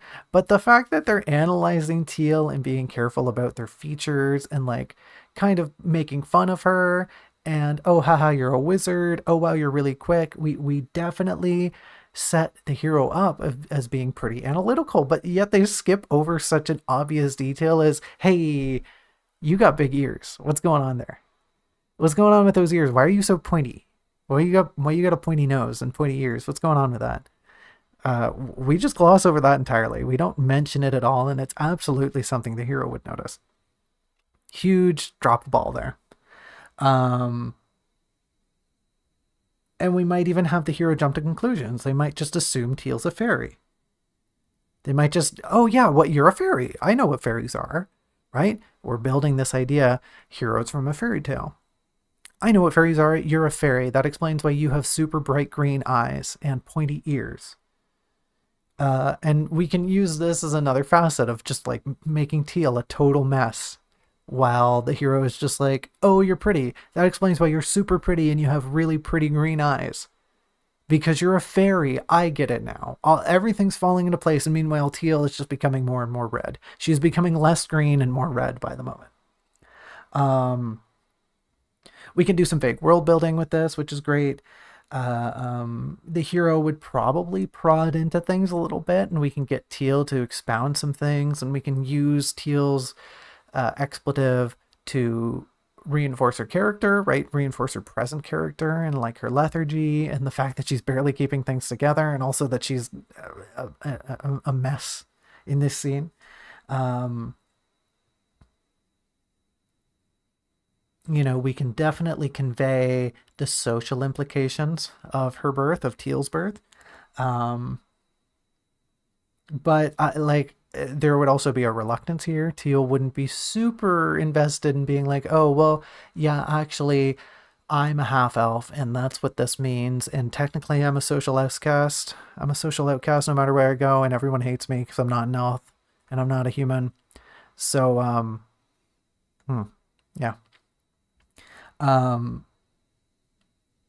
she might even come to this conclusion that like it really doesn't matter, right? Like I'll just kind of wave my hands and give the hero something because humans don't really care that much anyway. Humans don't care what half an elf is anyway. And that just might kind of be like a personal bias, a kind of like a grudge that Teal has.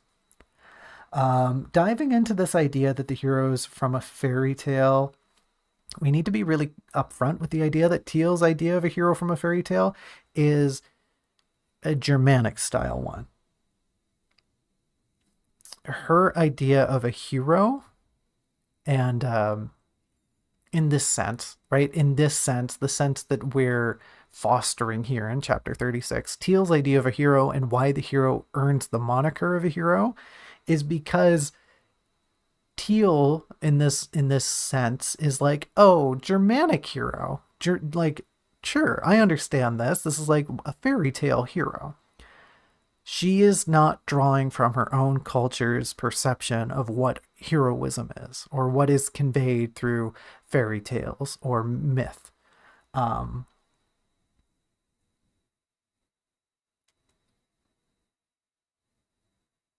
we might get to this point where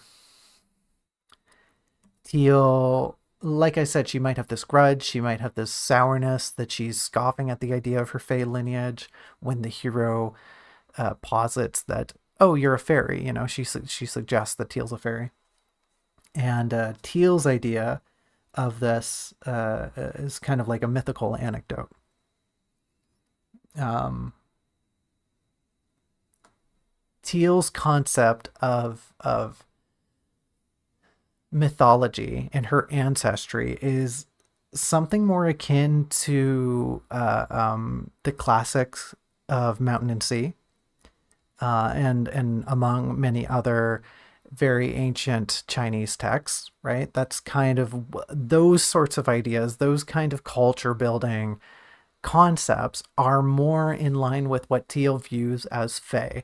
Whereas the hero comes in and they're like, oh, fairy, you're a fairy from a fairy tale. And Teal should understand, right? Because we're trying to show that Teal is kind of cultured. She's a little worldly. Teal would understand, oh, I get where you're coming from. You're thinking of a Germanic fairy tale. And Teal in the same light is like, okay, yeah, I guess that kind of paints you as the hero of a Germanic fairy tale. Whereas in Teal's mind, she would never come through. She would never get to this position and be like, okay, yeah, fairy from a German fairy tale, like that's kind of that's kind of inconsiderate. That's kind of cultural appropriation. But I get where you're coming from. Um, and like I said, we can use this as an opportunity to world build that we can suggest that Teal knows of fairy tales from outside of her culture. Teal is well read in the realm of like fiction across cultures because she's studied abroad. Um, we can even kind of like set this up as a vague memory. Um, and this is an interesting point I have here right at the end, that maybe even seeing the hero, maybe seeing this heroic, gallant imagery is what brings this to mind for Teal at first. She's like, oh, you look like you're out of a fairy tale. And then these comments can kind of lead her down the path of uh, um, considering why she knows these things, where she knows these things from, how her own culture has its own perceptions of like what a quote unquote fairy tale is, and how in Teal's mind, fairies are real. Fairies are kind of relatives of hers, and there isn't fairy tales. There's kind of just culture and mythology. It's not, wanton fantastical tales. It's just like, okay, well, like, no, that stuff kind of happened. I mean, like, it's probably not real. It's kind of like blown out of proportion, but like, there's a grain of truth there. The fae are real. I can go find fairies if you want me to. Which like the hero is probably like, oh, that's crazy.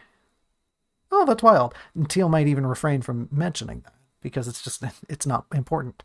Nah, we get back to her bias, to her grudge, that she's like, no, I could explain this to you, but I don't think it's important because you're just a human. Like, you don't actually care. You have your own fairy tales, like we just said. Um, so the two start to talk. They start to proceed through the maze. And Teal has a question here where she's kind of interrogating the hero, um, based on the hero's, the hero's own assessment of the situation. And I think this is good that we lay down at least a smattering of hints that Teal's not completely out of it yet, especially when she's with the hero. Um, she's interrogating the hero. She's not completely willing to let them lead. She is still trying to ascertain new and relevant information. Um, the fact that she's left it until well after the two have met instead of like trying to ask this individual before they met lets us know that yeah, Teal's still pretty out of it though. Um, they converse and there's nothing really wrong with a lot of this. Nothing strikes me as particularly good and bad. Um, just a lot of this going on segment, this traversal segment, uh, needs more refinement. There should be, if nothing else, like something in particular I want to fix is that there should be a line of logic to the hero's reasoning. Um, it might even be something, they might ascertain that Teal is Fae. They might want her to lead the way because that's kind of the way things go now. Teal ends up leading the way, and the hero's just like, oh, well, you got a lantern. It should probably be more along the lines that the hero knows that Fae have better eyesight, and that's kind of why they want Teal to lead the way. Um, sure, Teal has a lamp, and that's great, and that's an aid, but we need some better logic. We need to stitch the hero's reasoning together to be stronger. Right now, it's kind of just wishy washy. Not, and that won't do. Like I said, the two are kind of just conversing at this point. Teal has these abstract thoughts about wildlife in the maze. Um, and if she's going to be thinking about wildlife, would she not consider how many, like,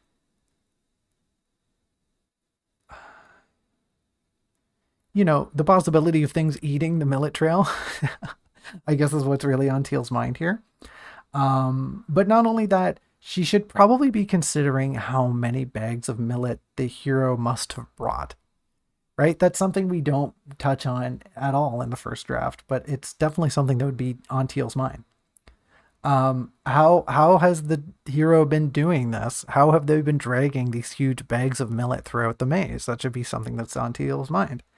Um, Teal should and like this should snowball into different thoughts and considerations. And a big one is that Teal should envy how much energy the hero has right now. She should be really upset that this like gallant, charismatic picture of health and vitality is just has like rolled up to the scene and is essentially doing everything Teal wishes she could be doing right now, carrying these heavy sacks of millet like it's nothing, parading around, conversing, being charming.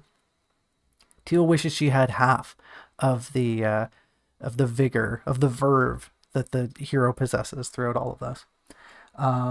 And because of that, Teal should be, a lot more introspective through here. Um, she should be kind of trying to puzzle out how and why the hero is so well put together. Um, and essentially where Teal's train of thought should lead her is that, oh, well, the hero's just, they're a hero, right? They're the protagonist. They're going to save the day. They're going to do it. That's why, right? They're just like, they're better than me. They're just naturally better than me, and that's fine. But like, boy, am I glad I found them because now I have a vague hope of following in their footsteps. Teal should absolutely come to the realization that, like, okay, yep, I maybe made a joke about it earlier, but no, I'm pretty sure you're the focus here. I'm pretty sure I'm an NPC to the hero's, uh, uh, uh, you know, main quest line here or something. Um, their conversation proceeds. It gets a little deeper, and the hero starts prying into Teal's faculties, into her amnesia, into her. She doesn't quite point it out, right? She doesn't poke to it and say, "Hey, are you mentally okay?" But she does sort of suggest things that could be interpreted that way. Um, and she takes a very forward path to this right now. But I think the hero, knowing that they're charismatic, knowing that they're kind of charming, would take a more subversive route. They would wean their way into the topic. Um, and topics at large, Teal's mental state, her and like mostly what they're talking about here is how much do you remember? Do you have all of your memories? How is your amnesia doing? Um, there's this really heavy line where the hero asks, "How much do you remember?" And Teal's response is, "Not enough." And like, of all of this that I've written, of all of chapter 36, that line should stay. It's really solid. It's such a powerful response to that question. Unfortunately, it does reek of, you know, the hero only asks this question so that Teal can give that response, sort of thing, right? It's a setup line. It doesn't actually add to anything, but it also kind of does, right? They're conversing, they're getting to know one another. I'm sure somebody will lampoon my poor writing here, but whatever, they can get bent. Um, my book doesn't exist for the pleasure of the masses to critique how good my writing is. It exists because Teal deserves it. Um, and yeah, the immediate point after is like, well, don't pat yourself on the back too much. It's just a good line. It's just a really good line, and then like some tidying up around it, around this conversation would do wonders. But I think also there's some strong communication between the two.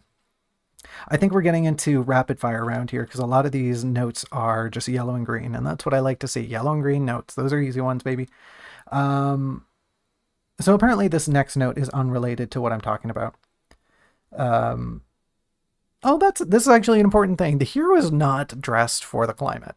The hero is not wearing a shawl or a cloak or anything.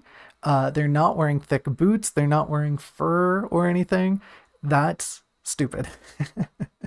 I have been very forward in the first draft by explaining the hero kind of knows what they're doing. The hero is in a situation where they are prepared. They have this millet, right? They didn't just wander into the situation with a few bags of millet. They prepped for this trip. And they just forgot to dress. They just forgot to dress warmly. That's the stupidest thing I've ever heard. Um, we need to have their accoutrement reflect this. They have prepared, and part of preparing is wearing the proper gear. Draft 2 hero, gotta have on nice boots, gotta be wearing fur gauntlets, a cloak, a cape, a shawl, anything, right? Keep them warm. They gotta be toasty. This is cold, and they know it's going to be cold. They, in reflection to Teal, should look prepared. Teal should look like the doofus they are who just showed up, who, I don't know, maybe got teleported to the bell tower without anybody really telling her how cold it would be over here. Hey, speaking of being teleported, there's a segment here where Teal alludes to the Wanderer, but the hero makes no comment. The hero does. They take zero initiative in making conversation with regards to the Wanderer. This is what blows my mind. The hero would absolutely know who Teal is talking about, right? The hero has also interacted with the Wanderer. People don't get to the bell tower without interacting with the Wanderer. The Wanderer is like the mini boss. You don't get to the tower because the mini boss drops the big key that lets you into the final boss area, right? And for the hero to go through all of this and just be nonplussed and be like, yeah, whatever, I don't know what you're talking about. Absolutely such a pitfall, such a slip. The hero would totally know who the Wanderer is, and they would probably regard the little gremlin as an evil, warped entity, right? And we get a good sense for the hero's morality and maybe this juxtaposition with Teal, where Teal's willing to be like, I don't know, I kind of found the Wanderer charming. They were a little insane, but like I reflected myself in them, so there can't be complete like a complete lack of soul and empathy in the Wanderer. Whereas the hero looks at them and just sees them as a little ball of chaos, and it's like, their lawful good comes through, and they go, no, no, no, chaos. I'll have none of that. There needs to be order. Uh, Teal's more of like I don't know. Would Teal be chaotic good? Probably not. Teal's more of like a neutral good. I think that's even what her character sheet said. Um, Spoiler alert. We'll talk more about that some other time, maybe. Probably not. But the hero doesn't mention the Wanderer. The hero should take a step to maybe just grimace, maybe just groan and frown, ground, frown and describe the Wanderer as an elusive pest, as something that inhabits the area, of just kind of being almost like how the Pilgrim put it, a more a feral creature that has no care for reality and its rules. We might even talk about how she tried to like strike down the Wanderer, but it just kept evading her. It just like it stopped. It kept defying physics and evading their strikes. And then they just ran off. They were like, "Oh, I'm not dealing with this guy. I'm leaving." Um, but for the hero to just not mention the Wanderer, that's stupid. That's really dumb. Those two would have absolutely interacted. Otherwise, how has the hero been here twice? That's really the crux of the issue. Um, Teal tries to talk about her family here, and um, it's just kind of sloppy. A lot of what goes on here is just a little sloppy. There's no tie between Teal's like pining for her family and for the Swain. Um, a lot of this just needs tidying up in draft two. Um,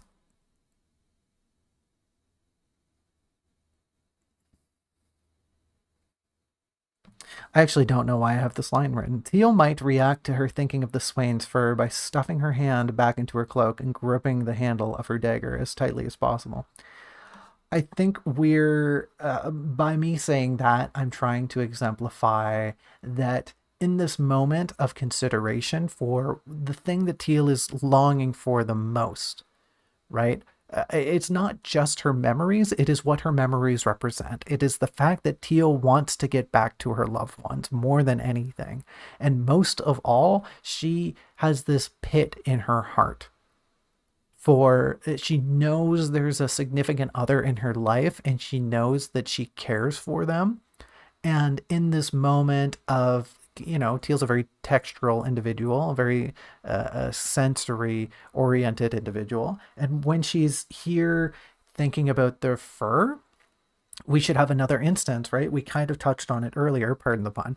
We touched on it earlier how Teal is a little reluctant to think about the Swain too much because her heart starts beating quicker. She starts getting flustered. She starts getting confused and reddened and like panicky. But we need to touch on that again, and we don't want to dive really into it, but she should have a moment where she's thinking about her family, thinking about the Swain, thinking about touching the Swain in weird, provocative ways that both bring about shame and anxiety, but also longing and just this deep reverence for like, I think I love the thing. I think I love the Swain and who they are and what they are, but I am really confused still. I don't know why I love that, but I miss it and I want it and I kind of feel gross because I want it, right? There should be a lot of conflicting emotions here, and I think that's why I'm trying to exemplify it by her just like, oh, I just need to take a second and like tense up all of my muscles all at once and then just take a deep breath. Kind of the vibe we're going for with that regard. Um, I mentioned here that, right, the two are talking, and there's a segment here where I say, here it is, right here. The conversation had clearly done much to alleviate, or at least divert, the castaway's fatigue. And this is my notes here, I'm just calling them bullshit. Just absolute bullshit. They have not. That's the thing. We're just not talking about it. We're just, like, the conversation has not helped Teal gain her energy. It has just helped her solidify the shambling mound that she's becoming, right? Being with the hero, having this stability is making her able to, keep up the mask, to fortify her defenses, to present a moat of confidence that like, yes, I'm fine. I'm good. I'm pretty tuckered out, but I can keep going. Uh, uh, there's no need for this. There's no need for us to draw attention to like, oh, Teal's feeling better after a conversation. Teal should be struggling. We should be very upfront that Teal is really, really just a mess throughout all of this conversation. She is barely keeping herself together, but she is keeping herself together. I think that's, you know, uh, um, imperative that we suggest that we hammer that home, that Teal is keeping it together, but just barely. And really the only reason she is because there's somebody here with her who seems like they have their shit together. And because of that, Teal can keep gripping. Teal, whose you know hand has been slipping on her mental core, can maintain a grip. She finds a second wind here because the hero's here, and because the hero's here, because they seem to know what they're doing. Okay, well, sure, yeah, I guess I can know what I'm doing too then. So that needs to be completely reworked. The hero uses Teal's name a lot, and I really enjoy that. The hero is active in building propinquity with Teal. And I think maybe we could take that a step further. We could suggest that the hero uses other forms of friendly language to foster this friendly relationship. This, maybe bordering on one-sided, more than platonic relationship. But I think using niceties like that would be a really great way to exemplify this quickly blooming friendship between the two. Um, there is this sentiment that, and they're still kind of talking about their memories right now. There's this sentiment that the hero's memories are kind of like a little too tart, a little too short lived. I think it would be better if we allowed the hero to linger a little longer in their memories. And if nothing else, we need to hammer home the fact that the hero has kind of a significant other, similarly to Teal, that they recognize and they admire and they pine for, and that they miss them. I think that's really important going forward, that we set up this vague third party for the hero to have feelings for, and that the hero misses them. Um, Teal kind of like has this bit of whiplash here, and that kind of leaves her reeling. But I don't think a lot of this is really appropriate. Right, there shouldn't be this idea of whiplash. There's just Teal struggling to maintain a conversation, that she is like at this melting point of her psyche where she is just so exhausted, so tired, and so listless that she's struggling to perform at like basic human functions, basic half elf functions, if you will. Um, it, if Teal is going to be replying in tepid, lukewarm ways, it should be because she's just exhausted, not because she just doesn't know what to say. Because what's being presented to her is too much at once. It's too much at once. Everything's too much at once. She is barely functioning as a being right now. Um, But throughout this conversation, the hero is very optimistic, they're bright, they're encouraging, and that kind of tone from the hero should remain holistically throughout this segment, throughout pretty much all segments where the hero is involved. They are always heroic, right? And in a hero, there is this across cultures, there's this idea of kind of like benevolence, that a hero does good things, and good things can come in different flavors, but this is like somebody being encouraging of trying to prop up others is pretty unanimously across the cultures just like a solid trait. Right, nobody looks at somebody who does nice things and is pleasant to others and tries to encourage them to do their best and is optimistic as being like, kind of bad, you're kind of gross. People might also look at other traits, kind of, people might look at cultures, rather, might look at pessimism and see that as more of a someone who hedges their bets, somebody who is more of a realist, right? They might see somebody who's suspicious as somebody who is always wary of situations, of knows how to react, of always like weighing the odds and considering all the angles. But generally, generally the hero should have a vibe of like pretty solid. They're a pretty solid person. They know what they're doing. Um, so they have a bit of a pause, right? And then they continue on their way. They have a bit of a pause to have this conversation, but they continue on their way. And mostly they have this pause because Teal's like, ooh, should we really keep going? I don't know.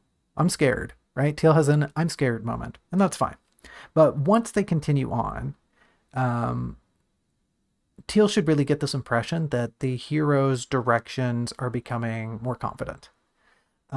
She doesn't outright, she should never outright say, like, okay, this is that, right? She should never outright think the directions are becoming more confident, but she should have this sense that there's less pauses, there's less decision, there's more of a clarity to what they're saying.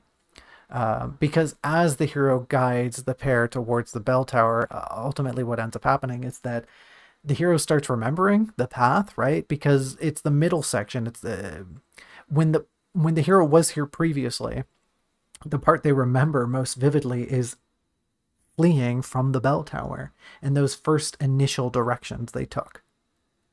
After that, getting out of the maze was a bit of an ordeal because they had to take twists and turns. But they remember that first part pretty solidly, so that when they're retracing that, they have a pretty good idea of how to lead Teal back to the bell tower, in themselves too, of course.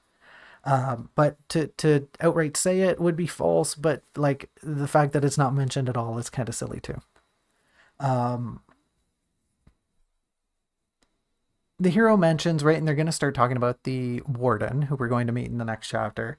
Um, the hero says there's no tactful way to explain this, and yet they should still be soft. They should still approach the conversation carefully. Doing so is way more in character than just having them bluntly tell Teal, you might die here, kid, right? Definitely not hero TM. The hero would try to, like velvet hammer the situation. Um, and knowing here that Teal's magic doesn't really work, that Teal is incapable of applying their craft, should reflect how the hero goes about explaining the warden and what's awaiting them in the bell tower. Um, because the hero should, right, the hero's kind of been at this for a while, and the hero has a pretty good idea of like, okay, yeah, well, no, magic doesn't work here. That's sort of what they should offer to Teal. Um, they should explain a little bit about how they know that, and how they know that is, like I just told you, they've been around the block. Um, there's also this pervasive idea that Teal's kind of developing this suspicion, this worry that the hero is just keeping her around as kind of like a sacrificial lamb, because she can't do magic, because she can't really defend herself, because all she has is a knife and her wits, and like she doesn't have that second part because her wits are gone. They've been gone for a few chapters now. Um, she kind of just,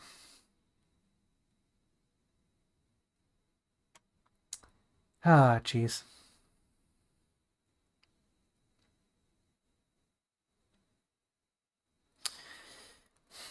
Yeah, she should have this idea that like I don't want to I don't want to be the scapegoat. I don't want to be your out. Um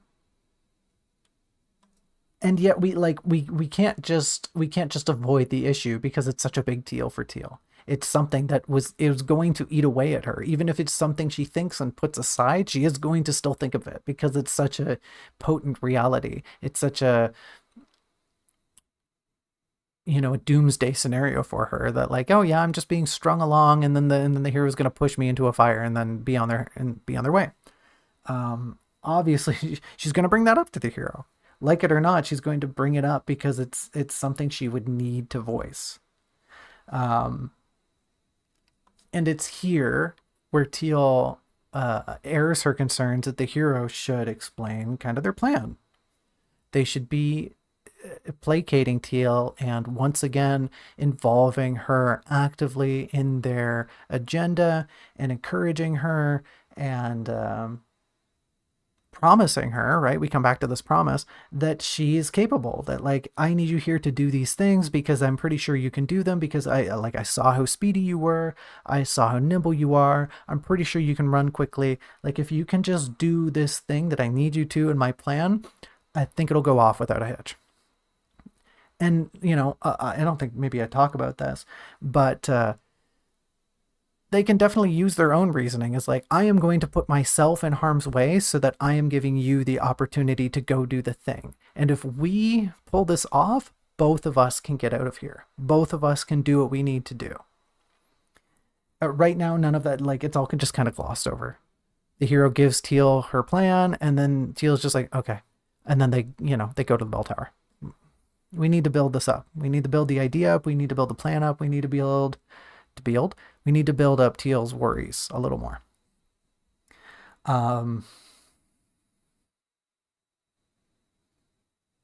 So there's this imagery. Do I even need to say this?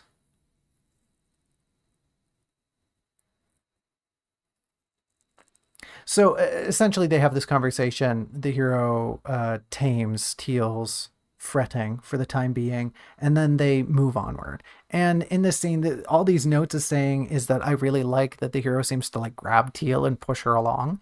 Um, I'm trying to build this very subtle notion that, like, yes, the hero is caring, they're optimistic, they're being encouraging, but they absolutely cannot tell that Teal is beyond exhausted. That they're just like, nope, we got to keep going. Come on, let's go. It's just around the bend. It's right down the road, right? But there's not a lot of opportunities to do this, and this is one of the like only chances we have of like the hero kind of being a little pushy, a little overzealous, I think maybe is a good way to put it. Rather than just saying they urge Teal along, they should be physically actively pushing her. Like, let's go this way. I'm leading you. I am the catalyst for your propulsion physically and mentally and subversively, right? We're talking about like the subtext. The hero is the fuel upon which Teal is burning to maintain her trajectory at this point in the story. And just throughout this, we kind of get lost, like where the two are going in the maze. Honestly, all we have to do to fix this is be like, they turn left, and then they went straight, and then and then they go right, and then they go right again, right? We can just describe where they're heading. Um, yeah, just like describe that they're traveling, and it connects this like last bit to their arrival at the end of the maze. As it stands right now, they kind of just like leave and then they show up at the end of the maze, and that's kind of stupid. Um,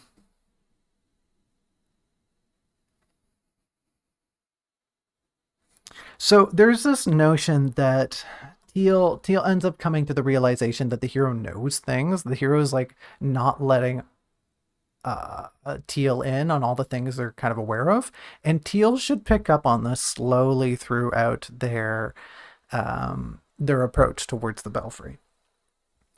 Um,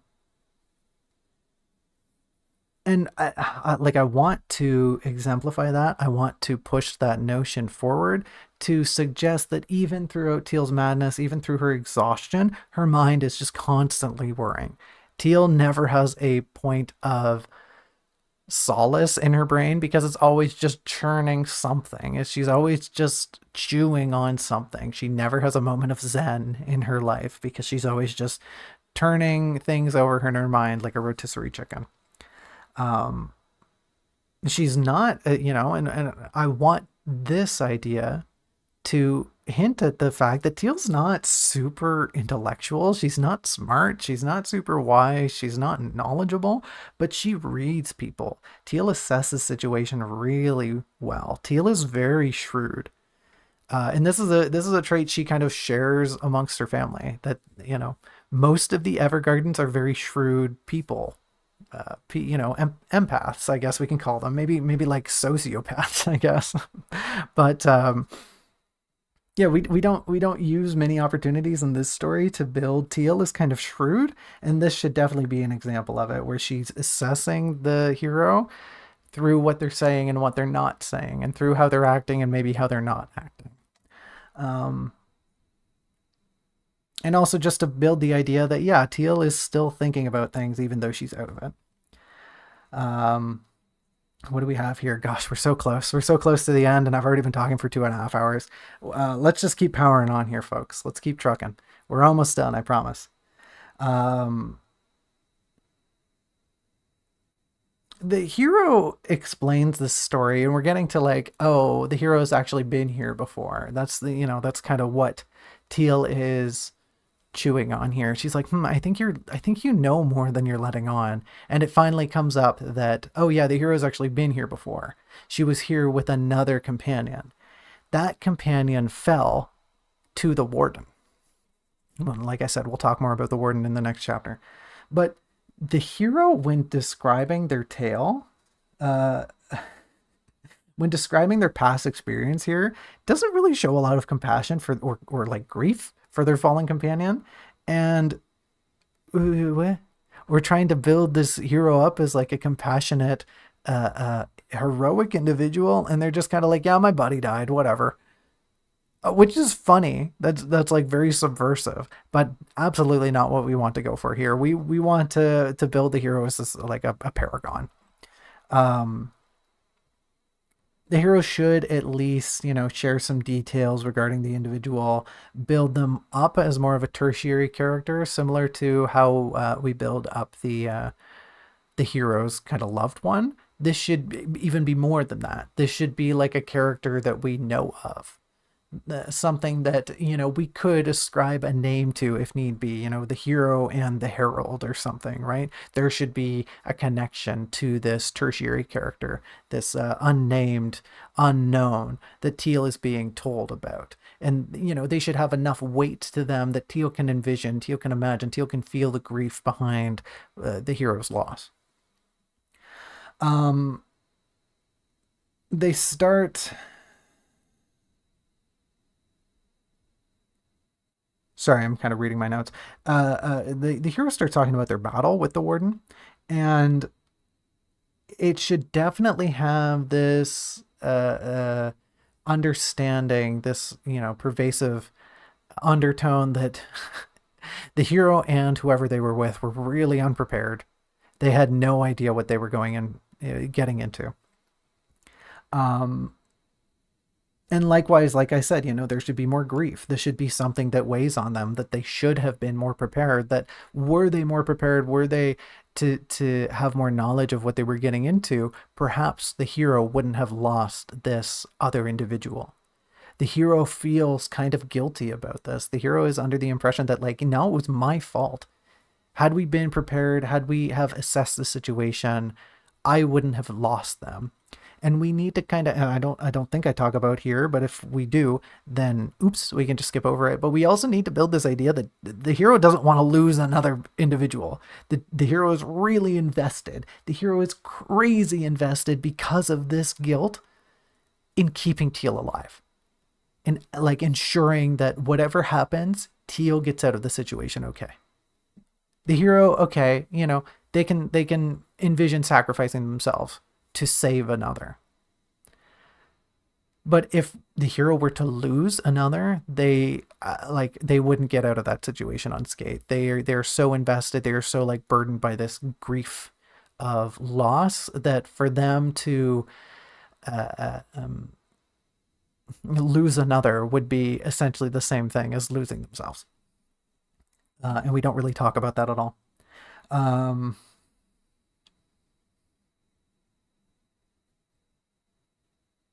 so likewise, they kind of wrap this whole little story time up by coming to the idea of like, we're going to ring the bell. And in that notion, the hero should be more confident. We will ring the bell together. And this last little bit is me just kind of like playing on the idea that they promise Teal they're going to ring the bell together, and Teal can have another clock on the head of like, oh yeah, wait a minute, I promised the knight I don't think I can get out of the maze. Like, I am way too deep at this point. I am neck deep. I don't think I can get back to the knight. That makes me a promise breaker. I'm terrible. I am the scum of the earth. And then we can have some fun little like play on words. We can be subversive here and be like, oh, which he is she talking about? She promised whom? Whom did she promise? I wonder which individual she promised a really important thing to that she can no longer commit to. More on that later, maybe. Maybe not. Actually, I don't know if that ever actually gets clarified in this book. More on that really later, inevitably. How much more do we have here? Oh my god. Okay. Just gotta keep going. Um, so right now they finally make it out of the maze and they're standing in front of the bell tower and there's these huge doors, like I said. And I think they're metal right now. They're like beautifully ornate metal, but I think that's a little silly. I think they should probably be like giant stone slabs to commit to this idea of like a holistic architecture, that the belfry and the cathedral are one entire structure. Um, Something's really lacking with the description of the building, right? They like find the building and they're like, okay, here it is. I think I just dropped the ball on describing what it looks like. Absolutely a draft two issue, just something that is completely missing. The cathedral itself, the belfry, the bell tower, whatever you want to call it, needs to be this magnificent entity that the two finally reach. For the hero, it's like, okay, steadfast resolve. I've been here before.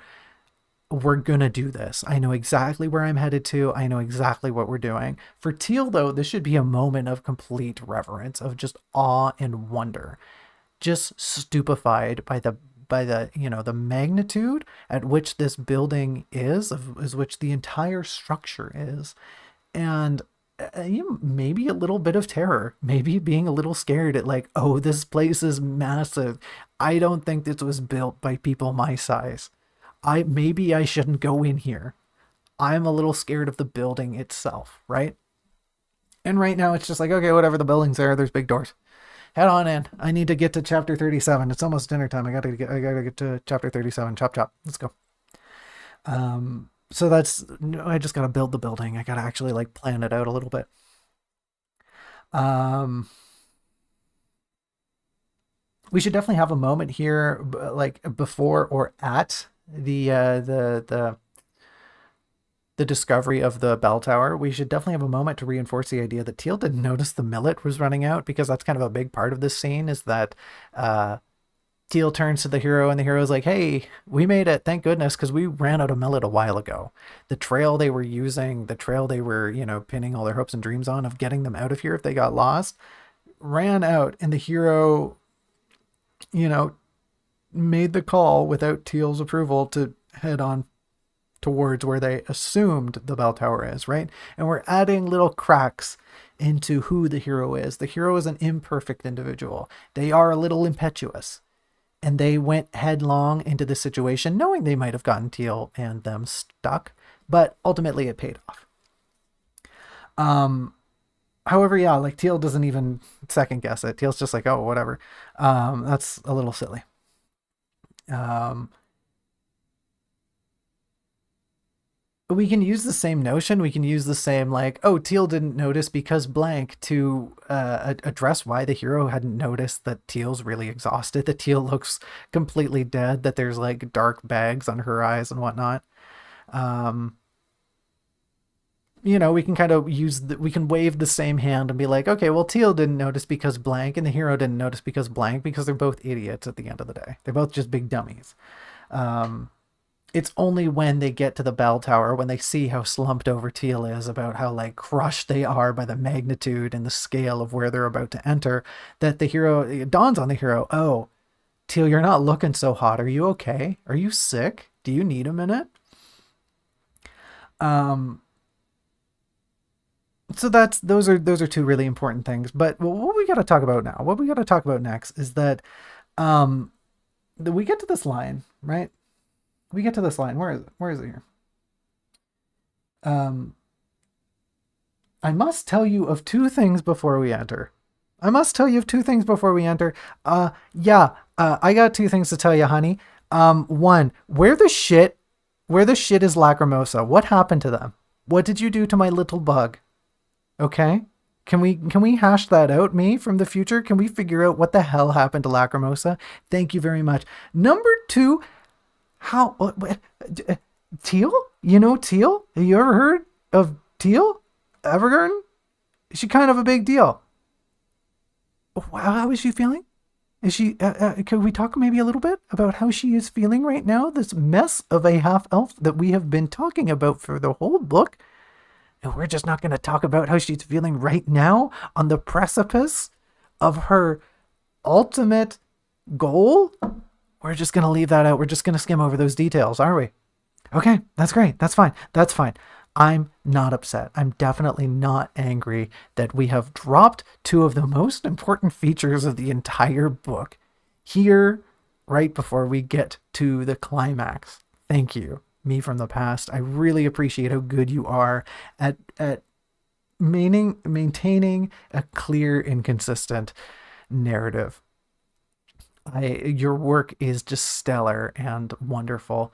And in the future, I really hope we can address these kind of elephants in the room. So thanks. Let's deal with that in the future. Um,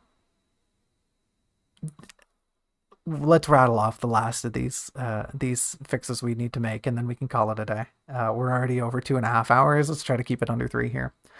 Teal has a moment where the hero is explaining to her the potential danger that's about to happen, and her reaction is just to laugh. Teal laughs because she realizes the futility of the situation. I think she says to the hero, "What am I going to do? Turn around and leave? Like, I'm stuck here now."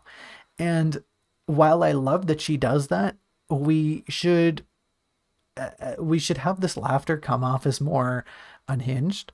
The logic that she uses is sound, but something there's like a depressing air about it, that it's something that shouldn't be mentioned. And because it's something that shouldn't be mentioned, Teal's like unhinged laughter at this moment of just like flippantly reacting to such a downer with, "Oh, ha ha ha, what, just like a very wry comment is almost like taboo. And because it's taboo, we should just lean into it. Teal should almost just come off as being a little crazed here, because she absolutely is. Um, there's a bit here where I wonder if the hero should compare the Wanderer and the Warden, right? They're talking about the Warden and like what they're about to expect. And I think it's good it would be good to take a moment here to allow the hero to paint both as being villainous. The hero views both entities as being kind of like corrupt and bad and obstacles for her to overcome. Um, she might even suggest that they're kind of in cahoots, that maybe they're the same being, right? That maybe they're like so similar and so of the same ilk, that in the hero's mind they're just both monsters, so to speak.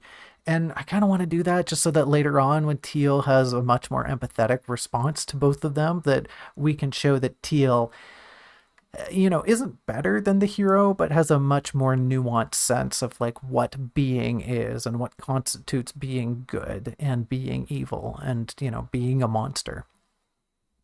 Um, so that's just something to note here. Overall, the hero's description of the warden just lacks a lot of refinement. Once again, a draft 2 issue, just something we have to correct. The description of the warden should have a lot more strength to it. Um,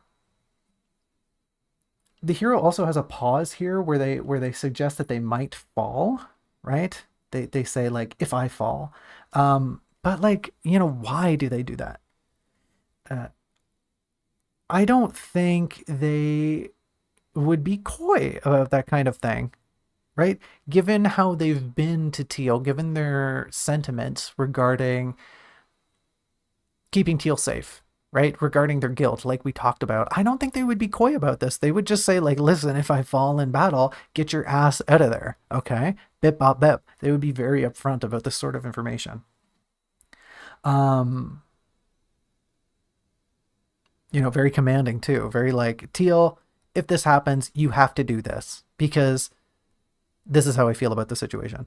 I couldn't live. If I die, so be it. But I couldn't live if something happened to you. If I endangered another innocent individual. Right? That's kind of the mentality we're going for here. There's a little gesture to Lacrimosa at the end and like, okay, fine. Um, but I think if we just have Teal say it out loud, if we just have Teal say what she's thinking out loud, um, then that's great. Like that reads so much better. That reads so much more. Uh, uh, I want to say influentially, but that's not right. It's just incorporating Lacrimosa in a more sentimental fashion, where we're giving them due diligence as to how Teal would feel about them in this moment. Right? Teal's not just thinking, "Oh, haha, I hope Lacrimosa's okay." She's actively voicing her concerns towards Lacrimosa because she, by this point, views them as like her companion. They are there with her. It's not just Teal and the hero here. It's Teal, the hero, and Lacrimosa, or Teal, Lacrimosa, and the hero. Right? Teal and Lacrimosa, two Teal, are a team. They're like always conjoined by this point in the story. So that can stay, but like we just need to adjust it. We get to our last point here, and wow, this one comes to me from the future. Thank you, me from the future. It's good to have you here. So clearly I wrote these notes and then went back through it, or like I had an idea later on. So let's see what me from the future has to say. We should include a beat here where Teal debates letting Lacrimosa free before entering the cathedral. Yes, absolutely. After all that Teal has been going through, after all that she's been considering, now is the time. This is her last opportunity to let Lacrimosa go free. And she doesn't really know that. Teal doesn't really have a sense of the gravitas of what she's about to get into. And that's fine. Like, who amongst us knows what we're about to get into before we get into it?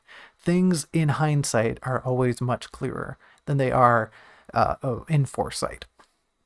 So Teal has a little moment here where she should be thinking, maybe I should let Lacrimosa go. Maybe now is when I should do it. Like, maybe I won't need them in there. Maybe I should set them free now, because like I'm pretty sure based on what I was told, this warden's going to be some serious shite. And I don't know if a tiny little bug should be in there with me. And that's a really good sentiment, right? We're showing that despite everything that Teal's going through right now, she still is a caring and kind individual who's concerned about even a little moth. But she's still clinging to that idea, to the notion that like, oh, but maybe I need them. Maybe I need their help. I'm not so confident going forward. What if something happens? What if I need Lacrimosa? She should be really conflicted, right? That's what this whole little last speech should boil down to. She should be conflicted. There's danger looming ahead. She worries that something might happen to Lacrimosa, but she's come to rely on them so much that she worries that allowing Lacrimosa their freedom will damn her in the long run. She would rather have them with her and know that she's kind of being a jerk by keeping them confined, because keeping Lacrimosa with her makes her feel so much more calm and so much more at ease. Essentially, where she should go with this is that I will finish this and then I'll let them go. And then I'll let Lacrimosa go. This is just the final thing. I'll just keep them with me. And then once we deal with this warden or whatever, then I'll let Lacrimosa go. It'll be fine. Right? Teal's just kind of kicking the can down the road. She knows she should let them out. She knows she should have let them out, when they first met. But she keeps clinging to this idea that she's keeping them. That keeping Lacrimosa in the lantern is the only way Lacrimosa will stick around, right? She's not even started. By this point, she's well on her way. She is entrenched in the idea that she is dependent on Lacrimosa in many faculties, where if Lacrimosa didn't stick around, if Lacrimosa had the choice and chose to depart from her, it would break Teal's heart more than anything else at this point. And she doesn't want to risk that. She doesn't want to risk the idea that Lacrimosa doesn't view her in the same way. That this little moth, and she's worried, on a deeper level, she's worried the moth, she's kind of is a little suspicious, might have some sort of weird sentience. She's worried that all of that would just come crashing down on her head if she opened the door and let Lacrimosa go free and they just fluttered away. If reality was too real, Teal's unsure she can handle that. And we don't need to spell it out that concretely, but we should definitely have a moment where Teal reflects and is really conflicted here before going into the bell tower proper, where she has a moment where she doubts herself. She doubts if she is capable of going forward without Lacrimosa, and she also doubts if Lacrimosa would even stick around if she opened the lantern. And she, even on another level, she would doubt if Lacrimosa should stick around. She is worried that Lacrimosa should just take off, right? And she just all sorts of different angles that she's confuddled with, that she is confused with, that ultimately leave her with the conclusion that, like, okay, well, whatever, I'll deal with it later. I don't have the time to rack my brain about this right now. I'll leave it for later. And so she does leave it for later, and her and the hero push open the doors and tread forth into the next chapter of their journey. There we did it, folks. We made it. It only took us 2 hours and 45 minutes. Like I said, I thought there were 8 pages of notes, and I am so sorry because there was twice as many. What I thought was going to be like a brisk hour-long episode turned into a nearly 3-hour slog, and I apologize. But hey, this is just par for the course these days. We'll do a quick outro here. Thanks for coming, everyone. I appreciate it. I hope you enjoy the rest of your whatever. We will meet up next time to discuss chapter 37. We've finally made it. Teal and the hero are about to confront the warden. They have reached the bell tower. But what, I wonder, lies in wait amid its intestines and inner chamber? You'll have to turn in? I'm losing my voice. You'll have to tune in next time, everyone, and find out what happens to them. And also how we are going to make the next chapter even more gruesome than it already is. I'm going to warn you now, there is a bit of a content warning for the next chapter. I did not use that word gruesome very lightly. I was being very serious. Things get a little harrowing. But with your help, I will see it through, and we will talk about the many ways we can fabricate and construct a stronger narrative in chapter 37, because we really, really need to do that in the next chapter. It is such a crucial point in the narrative. It is probably the climax, I dare say. And what is a story without a good climax? So tune in next time. We'll figure that out.